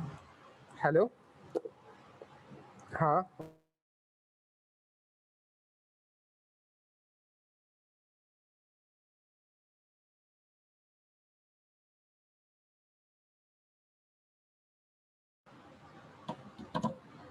क्या यहाँ तक बात समझ आती है भाई सब? क्या बच्चों यहाँ तक क्लियर है सारा? फिर मैंने कहा भाई मैनेजमेंट ने तो मुझे ये वाली रिलेटेड पार्टी बताई नहीं, मैनेजमेंट ने मुझे परचेज भी नहीं बताई, तो मैं क्या देख लूं? मैं इन्वेस्टमेंट रजिस्टर देख लेता हूं, मैं शेयर होल्डर रजिस्टर देख लेता हूं, मैं मिनट्स ऑफ द मीटिंग देख लेता हूं, मैं डायरेक्टर के स्टेटमेंट देख लेता हूं, मैं सारे प्रोसीजर्स परफॉर्म कर लेता हूं। क्यों? ताकि अगर कोई और रिलेटेड पार्टी है तो मुझे पता चल जाए, या एग्जिस्टिंग आरपी के साथ कोई और ट्रांजैक्शन है तो मुझे पता चल जाएगा। यहां तक बात समझ आती है? तीसरी चीज, तीसरा रिस्क आउटसाइड दी, ये कंपनी का, मैं बेवकूफ होऊंगा अगर मैं ऐसे जैसे से ये पूछूं कि उसको गैस क्यों दी। भाई बिजनेस है मेरा यार, क्या मतलब गैस क्यों दी यार? मैं बेवकूफ होऊंगा अगर मैं जेएससीएल से ये पूछूं कि अपना पैसा बैंक में, उसने कहा तेरे पास जमा कर रहा हूं। भाई उसका बिजनेस है बैंक में, आप समझ रहे? मैं ये नहीं कहूंगा भाई क्यों, मैं कभी भी इससे इंक्वायरी यूं नहीं करूंगा कि पैसा क्यों जमा कराया, गैस क्यों दी, क्यों? बिकॉज ये क्या है, उसका उसका बिजनेस है। हाँ अगर ट्रांजैक्शन क्या है आउटसाइड दी, तो मैं मैनेजमेंट से इंक्वायरी करूंगा। क्या इंक्वायरी करूंगा? कि भाई आपने ये ट्रांजैक्शन एंटर क्यों? ठीक है, मैं एग्रीमेंट को रिस्पेक्ट करूंगा। क्यों? ताकि मुझे पता चल सके कि इसके पीछे इसका बिजनेस रैशनल क्या है, पर्पस क्या है, और जो मैनेजमेंट ने मुझे बोला था और जो एग्रीमेंट में टर्म्स एंड कंडीशन है, क्या वो दोनों आपस में मैनेजमेंट झूठ तो नहीं कह रही? सीक ऑडिट एविडेंस, याद आ रहा है? तो जो एग्रीमेंट में लिखा हुआ है और जो मैनेजमेंट ने कहा है, क्या दोनों आपस में कंसिस्टेंट? जो एग्रीमेंट में लिखा हुआ है क्या उसी को डिस्क्लोज किया भी है कि नहीं किया? और चूंकि transaction outside the normal course of business है, तो क्या इसको ऑथराइज्ड एंड अप्रूव किया है कि नहीं किया? क्या यहाँ तक बात समझ आती है? जब मैंने ये प्रोसीजर करे with the intention to identify any new related party, तो शायद मुझे कोई न्यू रिलेटेड पार्टी आइडेंटिफाई हो सकती है, या एग्जिस्टिंग आरपी के साथ मैं फॉरन से न्यू रिलेटेड पार्टी किसको कम्युनिकेट करूंगा? एंगेजमेंट टीम को। मैं मैनेजमेंट से रिक्वेस्ट करूंगा कि भाई इस न्यू रिलेटेड पार्टी के साथ जितनी भी ट्रांजैक्शन है वो सारी की सारी मुझे, मैं मैनेजमेंट से इंक्वायर करूंगा भाई आपके इंटरनल कंट्रोल इतने वीक क्यों थे कि रिलेटेड पार्टी को आइडेंटिफाई नहीं कर सके। फिर मैं अपने रिस्क असेसमेंट को क्या करूंगा? रिवाइज करूंगा, ताकि उसके against further audit procedures perform कर सकूं। क्या यहाँ तक बात समझ आती है बच्चों? अगर इसमें से आपका कोई भी सवाल है, या तो राइटिंग समझ नहीं आ रही या फुल फॉर्म समझ नहीं आ रहा, तो 1 मिनट है आपके पास, आप मुझसे पूछ सकते हैं। सॉरी, रिस्क 3 में बी लिखा हुआ है, terms and condition consistent with the management explanation.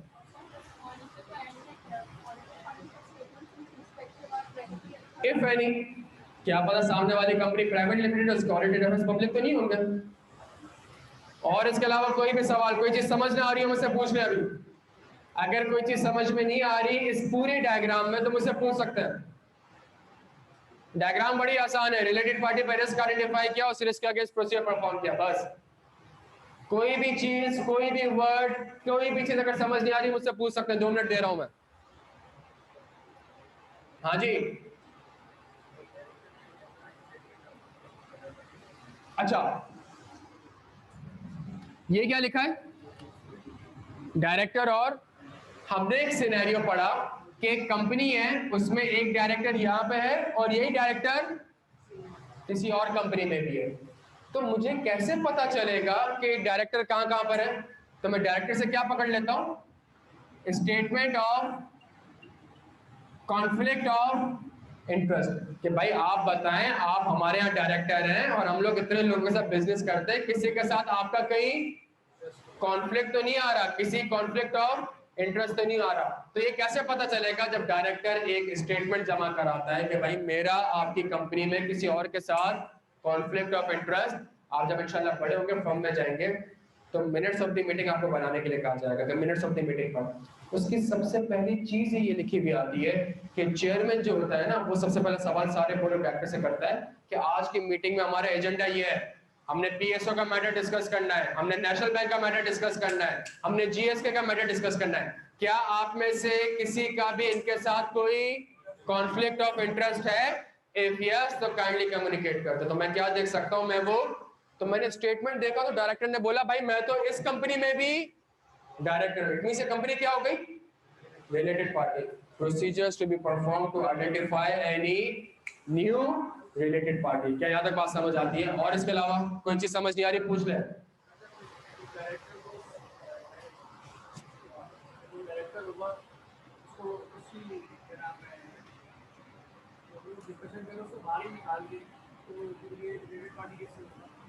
नहीं, रूम से बाहर निकाला होगा ना, रूम से बाहर निकाला होगा तो मिनट्स ऑफ द मीटिंग में डॉक्यूमेंट क्या किया होगा कि डॉक्टर अयूब सत्तार ने मीटिंग में पार्टिसिपेट नहीं किया बिकॉज उनका कॉन्फ्लिक्ट ऑफ इंटरेस्ट था किसके साथ? पीएसओ के साथ, बिकॉज ऑफ पीएसओ में भी डायरेक्टर है। तो आपको पता चल गया कि कंपनी की एक और रिलेटेड पार्टी है जिसका नाम क्या है? पीएसओ। रूम में हो या ना हो ये इस चीज की गवाही नहीं देता कि क्या कहते हैं आरबीआई के लिए कॉन्फ्लिक्ट ऑफ इंटरेस्ट आपको ऐसे ही पता चल सकता है। इसके अलावा और कोई भी चीज पूछनी है तो पूछ सकते हैं। हाँ जी,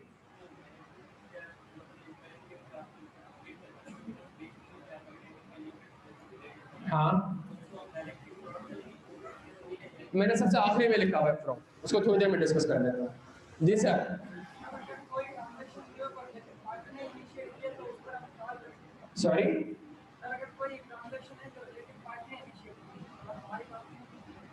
सामने वाले ने माल मुझे भेज दिया तो आपने भी तो परचेज किया ना, तो भाई परचेज किया ना तो आप ट्रांजैक्शन तो आपने भी इनिशिएट करी ना। सामने वाला आपके गोडाउन में तो रख के नहीं चला गया ना, आपने भी दरवाजा खोला होगा ना, तभी तो वो अंदर एंटर हुआ होगा। आप ये थोड़ी है यार कि मैंने नहीं करा वो आ गया घर के अंदर, नहीं भाई, तो आपने भी तो कुंडी खोली होगी ना यार।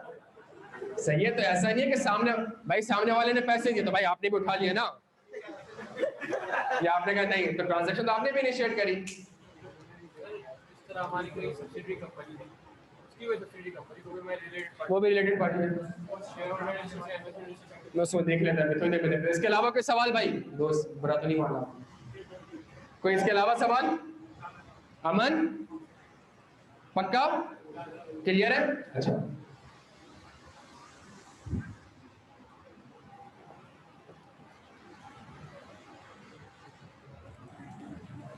आपने मुझे कुछ सवालों के जवाब देने हैं। हाँ भाई बच्चों, आप लोगों ने मुझे कुछ सवालों के जवाब देने हैं। जब आप मुझे उन सवालों के जवाब सही दे देंगे तो मैं आपको ये पूरा ऐसा फिर पढ़ा दूंगा। बट शर्त क्या है कि आप लोगों ने मुझे कुछ सवालों के सही जवाब दे रहे। क्या यहाँ तक बात समझ आती है? अच्छा, ऑडिट की दुनिया के 5 एलिमेंट्स कौन से? हाँ जी, 3 पार्टी,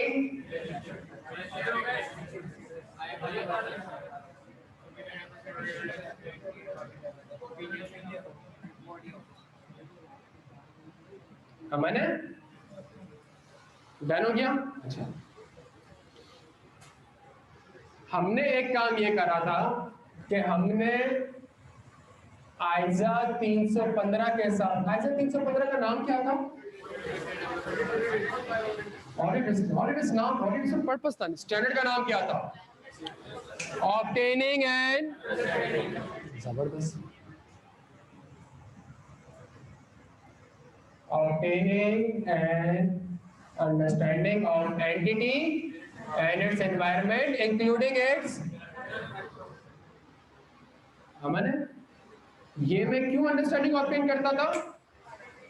ताकि मुझे, और ये अंडरस्टैंडिंग ऑब्टेन करने के लिए मैं क्या करता था? मैं रिस्क असेसमेंट, जो कि इंक्वायरी होता था, जो कि ऑब्जर्वेशन होता था, जो कि इंस्पेक्शन होता था, कंफर्मेशन नहीं, कंफर्मेशन से तो सफिशिएंट एप्रोप्रिएट ऑडिट एविडेंस है, कंफर्म से रिस्क थोड़ी पता चलेगा। समझ आ रही है बात यहाँ पे? जब ये काम कर लेता था प्यारे बच्चों, तो मुझे क्या आइडेंटिफाई होता था? मुझे कोई ना कोई ऑडिट रिस्क आइडेंटिफाई होता था, ऐसा ही है। और जब रिस्क आइडेंटिफाई होता था तो मैं अगला काम क्या करता था? उसकी असेसमेंट करता हूँ। और मैं अगर परफॉर्मेंस फेज में हूँ तो मैं अपने रिस्क को क्या कर सकता हूँ? रिवाइज भी कर सकता हूँ। ऐसा ये क्यों? कब? जब आपको कोई न्यू इन्फॉर्मेशन मिल जाए। तो ऐसा करता था, अपने रिस्क असेसमेंट को क्या करें? रिवाइज करें और उसके अगेंस्ट फर्दर ऑडिट प्रोसीजर्स। जब मैं रिस्क आइडेंटिफाई करता था तो एक वर्ड लिखा हुआ था क्या? इंटरनल। ये क्यों होता है? ताकि ये एरर और फ्रॉड को क्या कर सके? प्रिवेंट कर सके, डिटेक्ट कर सके। एंड मैं शॉर्ट फॉर्म में लिख रहा हूँ सारा, प्रिवेंट कर सके। इसको अचीव करने के लिए कंपनी क्या करती थी? ऑथराइजेशन एंड अप्रूवल करती थी और सेग्रीगेशन ऑफ ड्यूटीज करती थी। पढ़ा हुआ है हमने। फिर हमने कहा जहां सर आपने रिस्क आइडेंटिफाई कर लिए, तो अब अगला काम यह है कि उस रिस्क के अगेंस्ट आपने क्या करना पड़ेगा? प्रोसीजर्स परफॉर्म करना पड़ेगा। ऐसा ही है, जैसे रिस्क खत्म हुआ तो अगली चीज क्या आती थी हमारे पास? आइजा 500, जिसका पर्पस क्या था? Sufficient appropriate audit evidence. क्या यहाँ तक बात समझ आती है? अच्छा, मेरा आपसे पहला सवाल, आइजा 550 इस दुनिया में क्यों आया? आइजा 550 इस दुनिया में क्यों आया?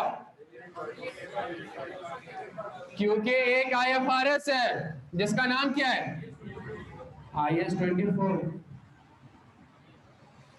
आपने मेरे सवालों का जवाब देना, मैं आपको स्टैंडर्ड ऐसा पढ़ा दूंगा कि आपको याद करने की जरूरत नहीं पड़ेगी। अगले 15-20 मिनट पढ़े सारे, अगर 15 मिनट अगर अच्छे पार्टिसिपेट कर लोगे तो सवाल भी याद होगा। प्रोवाइडेड दैट कि आपने क्या करना है?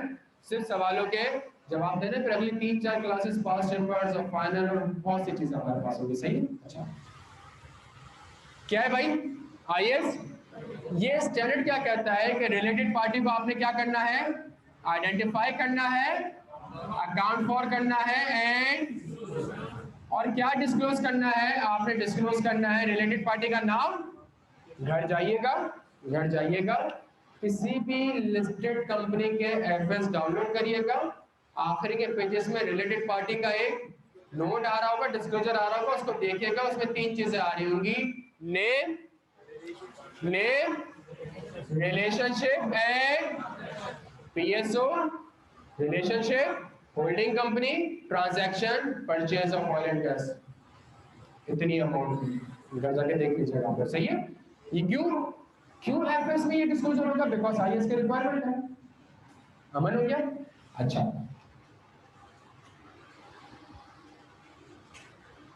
अगेन मेरा आपसे एक सवाल, आइजा 550 इस दुनिया में क्यों आया? क्योंकि एक स्टैंडर्ड, इसका नाम क्या है? क्यों आया? वापस से बताएं, सही से बताएं।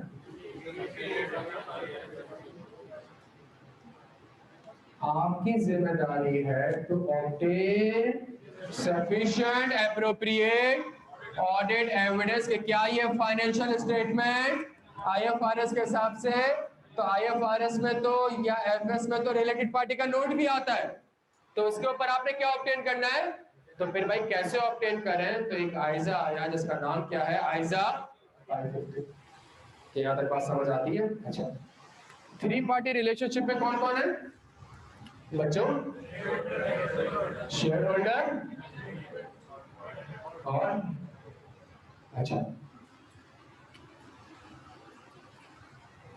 इसी IS-24 ने मुझे बताया किसके बारे में रिलेटेड, अगर एक कंपनी है तो उसकी होल्डिंग कंपनी क्या होगी, उसकी सब्सिडरी क्या होगी, ये वाली कंपनी एसोसिएट और कॉमन डायरेक्टर। ये हमने पढ़ी थी ना डायग्राम, यहाँ तक बात समझ आती है।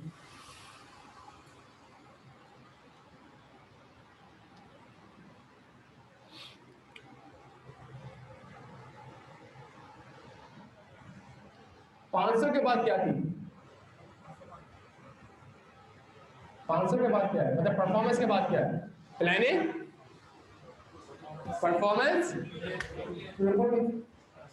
भाई प्लानिंग, परफॉर्मेंस, रिपोर्टिंग, ऐसा ही है भाई।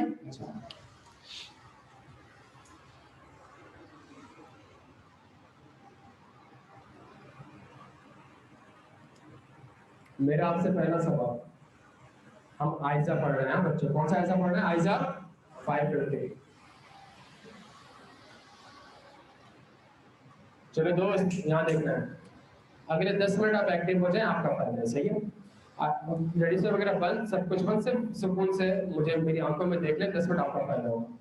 आइजा 550। मुझे एक बात बताएं, मैंने ऑडिटर ने सबसे पहला काम किया था, ऑडिटर ने सबसे पहला काम क्या किया, हाँ जी, obtaining and understanding of, ये obtaining and understanding का वर्ड कहाँ से आया है,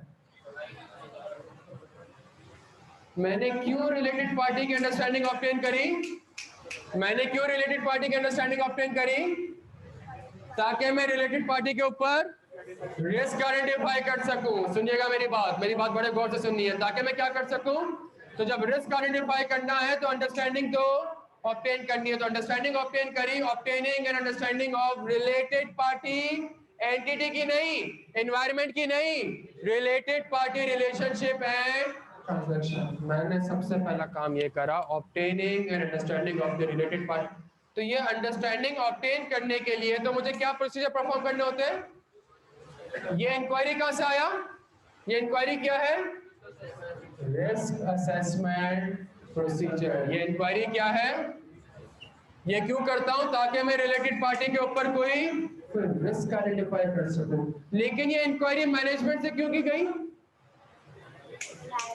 ये इंक्वायरी मैनेजमेंट से क्यों की गई, जल्दी छेती, to prepare FS in accordance with IFRS. किसकी जिम्मेदारी है, तो जब मैनेजमेंट की जिम्मेदारी है to identify, account for and disclose the related party relationship and, तो मैं इंक्वायरी भी किससे करूंगा, मैनेजमेंट से। तो मैंने इंक्वायरी करी मैनेजमेंट से, इसलिए बिकॉज आरपी मैनेजमेंट की जिम्मेदारी आइडेंटिफाई करना, अकाउंट फॉर एंड डिस्क्लोज करना। इंक्वायरी विद भाई क्या इंक्वायरी करूं, जो आपकी जिम्मेदारी है वही इंक्वायरी करे ना।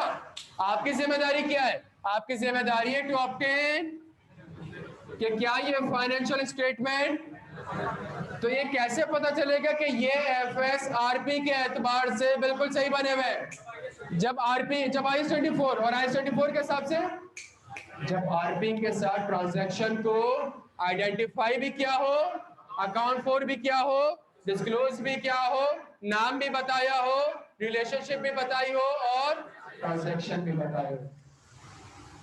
सबसे पहले इंक्वायरी मैनेजमेंट के साथ भाई अपने रिलेटेड पार्टी का नाम बताओ, उनके साथ क्या रिलेशनशिप है वो बताओ, और उनके साथ क्या ट्रांजैक्शन में एंटर्ड हुए वो बताओ। क्लियर है सारे मतलब। जैसे ही मैंने ये पूछे, नाम पूछे, मैंने कहा 315 खत्म थोड़ी हुआ है, obtaining the understanding of the entity and its environment including its internal control. एक और इंक्वायरी करूंगा मैनेजमेंट से regarding its internal control. Internal control का पर्पस क्या होता है, to prevent, to detect and to correct error. और क्या आरपी में एरर और फ्रॉड के चांसेस हैं, क्या आरपी में एरर और फ्रॉड के चांसेस हैं, क्या आरपी के साथ कंपनी फ्रॉड कर सकती है, तो इस एरर और फ्रॉड को प्रिवेंट करने के लिए क्या चीज नाजिल हुई है? Internal control. कोई जिम्मेदारी किसकी है?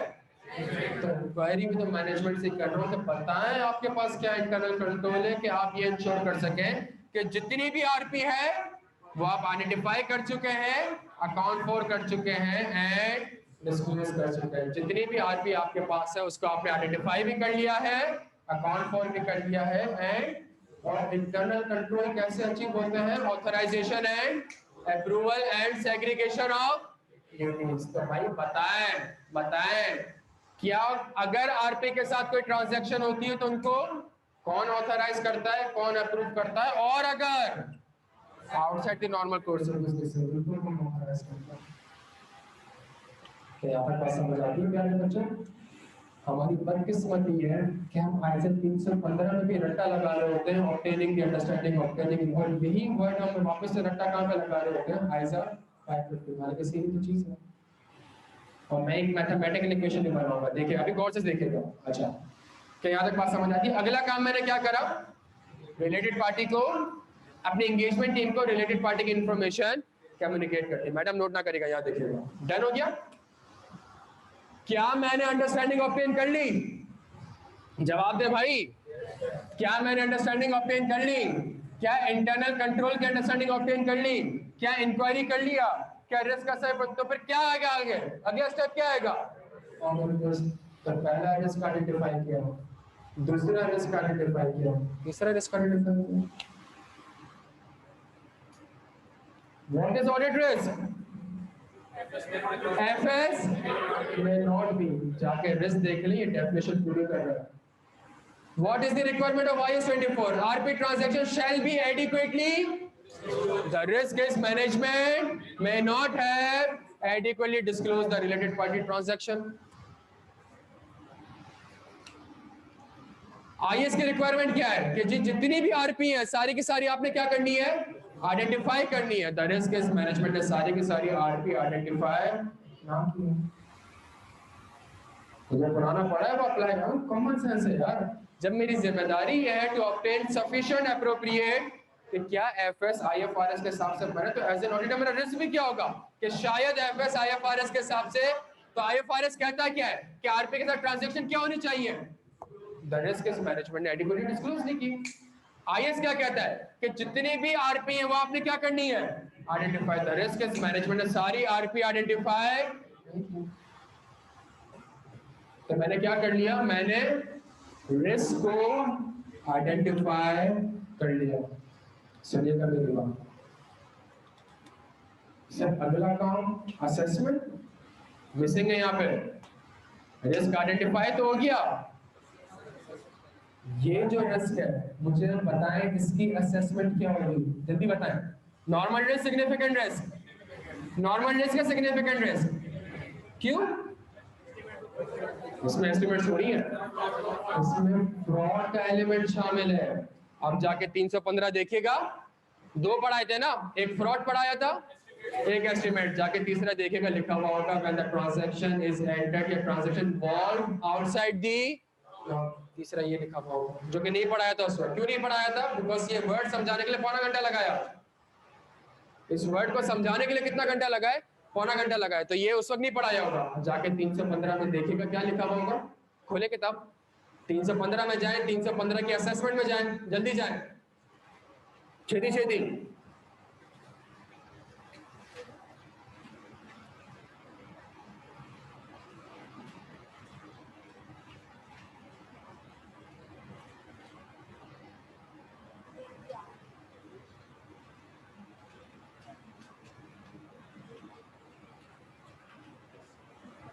क्या outside the normal course of business लिखा हुआ है? तो 315 ने क्या कहा? अगर कोई transaction outside the normal course of business, it shall be treated as a significant risk. तभी मैंने इसकी असेसमेंट क्या करी है।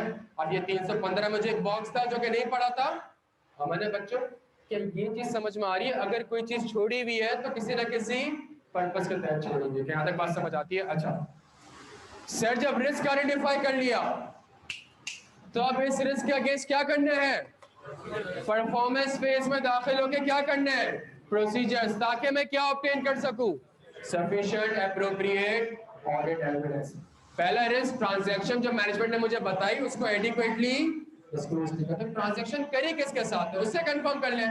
ट्रांजैक्शन करते हुए बीच में कौन कौन इन्वॉल्व था उससे कंफर्म कर लें। उसने भी तो अपने एफएस में डिस्क्लोज की होगी तो उसको ऑडिटेड एफएस देंगे। क्या यहाँ तक बात समझ आती है?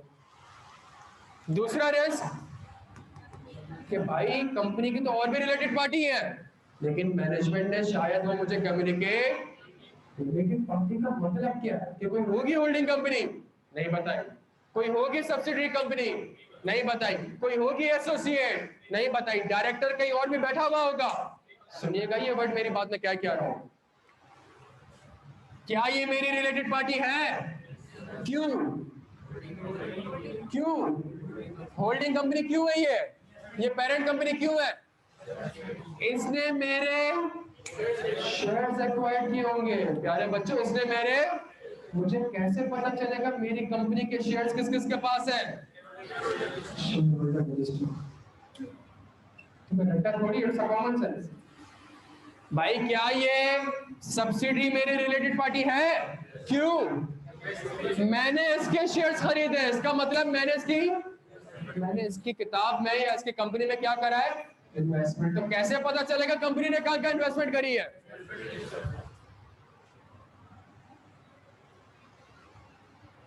ट्रांजैक्शन की आरपी के साथ ट्रांजैक्शन होती है कौन अप्रूव करता है? हाँ कंपनी लॉ वाले वो तो भाई देखे ना minutes of the meeting of board of director, पता चल जाएगा कि आरपी के साथ ट्रांजैक्शन अप्रूव करी है। तो है आरपी तभी तो अप्रूव करी है और मैनेजमेंट ने नहीं बताया मुझे।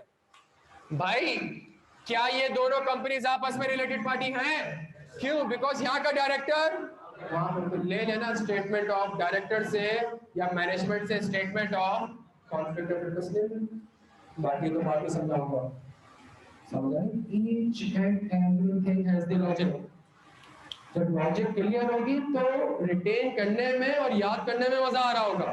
आप इसके प्रोसीजर ऊपर नहीं जा रहे होंगे, ऊपर वाले के यहाँ नहीं जा रहे होंगे, बिकॉज एक पर्पस है यार कि जो याद करा हुआ है वो किसी न किसी सेंस है। हमारे यहाँ तक अच्छा जी। उसके बाद तीसरा रिस्क आउटसाइड दी। चूंकि आउटसाइड दी आपका बिजनेस नहीं है तो सबसे पहले तो आपको समझने की क्या जरूरत है? इसका बिजनेस रैशनल। तो इसके लिए क्या करूं? एग्रीमेंट को इंस्पेक्ट करूंगा।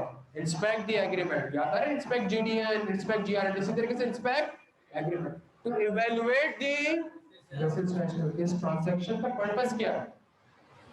फिर एग्रीमेंट जब आपने देखा तो आपको पता चला एग्रीमेंट में ये टर्म्स एंड कंडीशन लिखी हुई है। तो जब मैनेजमेंट ने आपको एक्सप्लेनेशन दी थी, मैनेजमेंट से जब इंक्वायरी करी थी तो इंक्वायरी कौन सा एविडेंस? जल्दी इंक्वायरी कौन सा evidence? Reliable audit evidence. Inquiry कौन सा एविडेंस भाई? Inquiry is the oral evidence, वो भी मैनेजमेंट से तो इंटरनल एविडेंस। क्या ये रिलायबल ऑडिट एविडेंस है? नहीं। तो इसको कोऑर्डिनेट करने के लिए मुझे ओरिजिनल एग्रीमेंट को क्या करना पड़ा? इंस्पेक्ट करना पड़ा, ताकि जो मैनेजमेंट ने मुझे बातें बोली और जो एग्रीमेंट में लिखा हुआ है क्या वो आपस में याद आ रहा है? Inquire the reason for the refusal. तो क्या फुल स्टॉप लग गया था? नहीं। क्या करा था? Seek audit evidence. यही तो चीज यहाँ पे हो रही है कि जो मैनेजमेंट ने आपको एक्सप्लेनेशन दी है कि भाई मैंने असले प्लांट बेचा है, मैंने असले बिल्डिंग बेची है, मैंने असले 700 की चीज 1100 की बेची है, तो क्या वो एग्रीमेंट से कोऑपरेट हो रही है कि? और चूंकि कोई भी ट्रांजैक्शन हो, चाहे नॉर्मल कोर्स हो चाहे outside the normal course of business हो, वो क्या होनी चाहिए? ऑथराइज्ड एंड अप्रूव्ड होनी चाहिए। और वो क्या होनी चाहिए? एडिक्वेटली डिस्क्लोज्ड होनी चाहिए। क्या बात समझ आ गई? ये प्रोसीजर्स मैंने क्यों परफॉर्म करे थे? ताकि मुझे क्या पता चल जाए?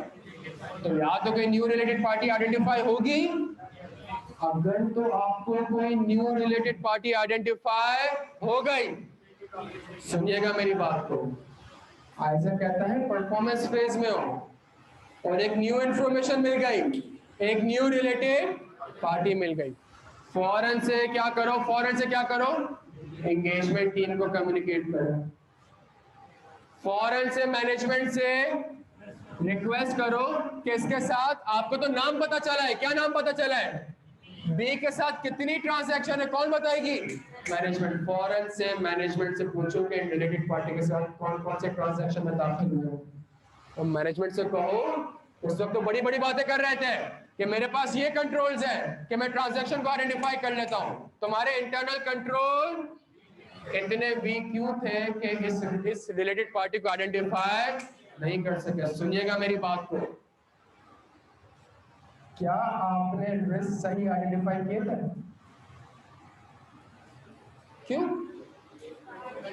क्योंकि आपको तो सारी आरपी मैनेजमेंट ने कम्युनिकेट ऐसा करता है, वापस से अपनी इस सारे रिस्क असेसमेंट को क्या करो, और जैसे रिस्क असेसमेंट रिवाइज हो जाएगा, जैसे रिस्क, तो फिर उसके बाद उसके against further audit procedures perform करो। द पॉइंट इज, अगर आपने कोई न्यू रिलेटेड पार्टी आइडेंटिफाई कर ली ना परफॉर्मेंस फेज में, ऐसा कहता है बेटा वापस से प्लानिंग फेज में जाओ, सारा काम वापस से करो। अगर आपने परफॉर्मेंस फेज है ना, ये कौन सा फेज है? तो परफॉर्मेंस फेज से अगर कोई न्यू रिलेटेड पार्टी हो गई, आयजा कहता है परफॉर्मेंस फेज में हो, नहीं वापस से प्लानिंग फेज में जाओ। जो जो इंक्वायरी करी थी मैनेजमेंट से, वापस से वो, क्या ये वाली रिलेटेड पार्टी कम्युनिकेट करी थी? करो कम्युनिकेट। क्या ये वाली रिलेटेड पार्टी के साथ इसके ऊपर क्या क्या ट्रांजैक्शन है, क्या मैनेजमेंट से पूछी थी? नहीं पूछो।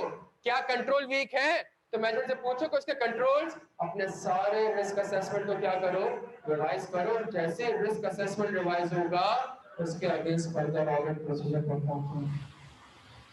हमेशा याद रहेगा, मैं क्लास में 10 बार हैंडआउट पढ़ के नहीं कर पाऊंगा, मैं याद नहीं कर पाऊंगा। सुनने मेरी बात से मैं क्या करूंगा, मैं आपको चीजें समझाऊंगा, चीजों की क्या लॉजिक है, चीजों की क्या लिंकिंग है, जितने फास्ट पेपर रिप्रेजेंट कर होगा, मैं इस चीज के ऊपर ज्यादा टाइम इन्वेस्ट करूंगा, ताकि याद करने के लिए आपका टाइम क्या हो जाए, थोड़ा सा आपको गधे घोड़ों की तरह याद करते रहो। अगर ये बात समझ आती है, आइजा 550 आपको जिंदगी भर याद रहेगा, अब कभी नहीं भूलते। अब कभी भी प्रोसीजर आप, मैं एक बार बात करूं आपसे, सुनिएगा मेरी बात।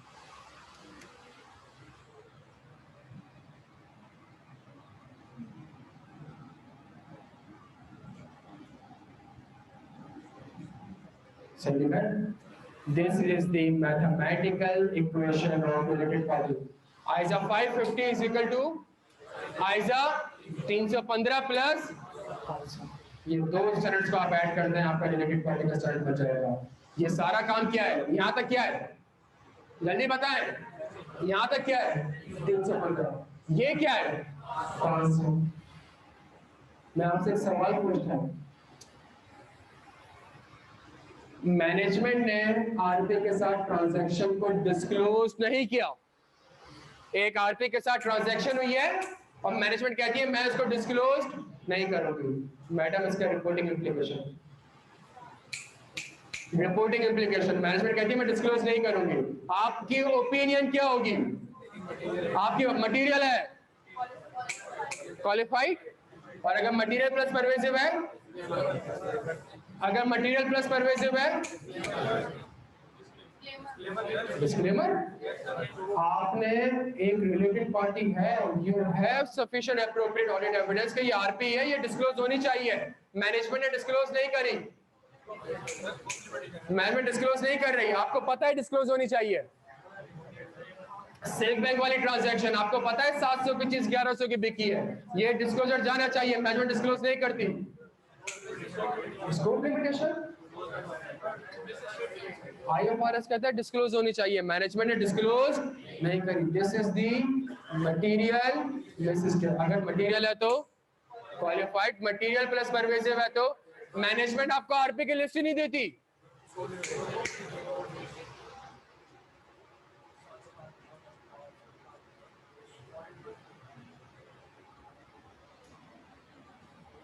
तो अगर कॉन्सेप्ट, और अगर एक चीज समझनी है समझे, हम क्या पढ़ रहे हैं, आइजा 550 किसके ऊपर अप्लाई होता है?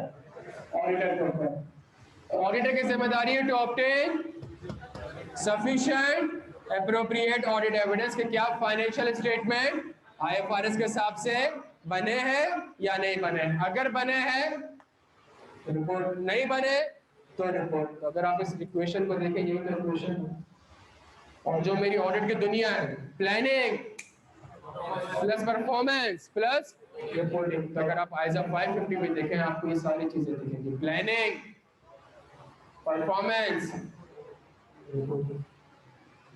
क्या यहाँ तक बात समझ आ रही है प्यारे बच्चों? क्या यहाँ तक बात समझ आ रही है? अगर हम 1-2-2.5 घंटे की क्लास में इस तरीके से थोड़ी सी मेहनत कर लेंगे तो इंशाल्लाह हमें चीजें क्या रहेंगी, रिटेन रहेंगी, प्लस जो फाइनल के सवाल है वो हमसे पिक हो जाएंगे। पिक क्यों हो जाएंगे? बिकॉज अब हमें आइजा का स्ट्रक्चर बताएगा। सबसे पहले प्लानिंग के प्रोसीजर्स है, उसके बाद परफॉर्मेंस के, और परफॉर्मेंस करते हुए अगर कोई न्यू रिलेटेड पार्टी आइडेंटिफाई हो गई तो जितना काम किया है वो सारा का सारा वापस से करना पड़ेगा। क्या यहाँ तक बात आप लोगों को समझ आती है प्यारे बच्चों? ना हमने आज कोई हैंडआउट क्रिएट करा है, ना कुछ। 1 घंटे पहले 3 पास पेपर करे थे, हो सकते हैं पॉसिबल उनको वापस से करना है। यहाँ तक बात समझ आ रहा है?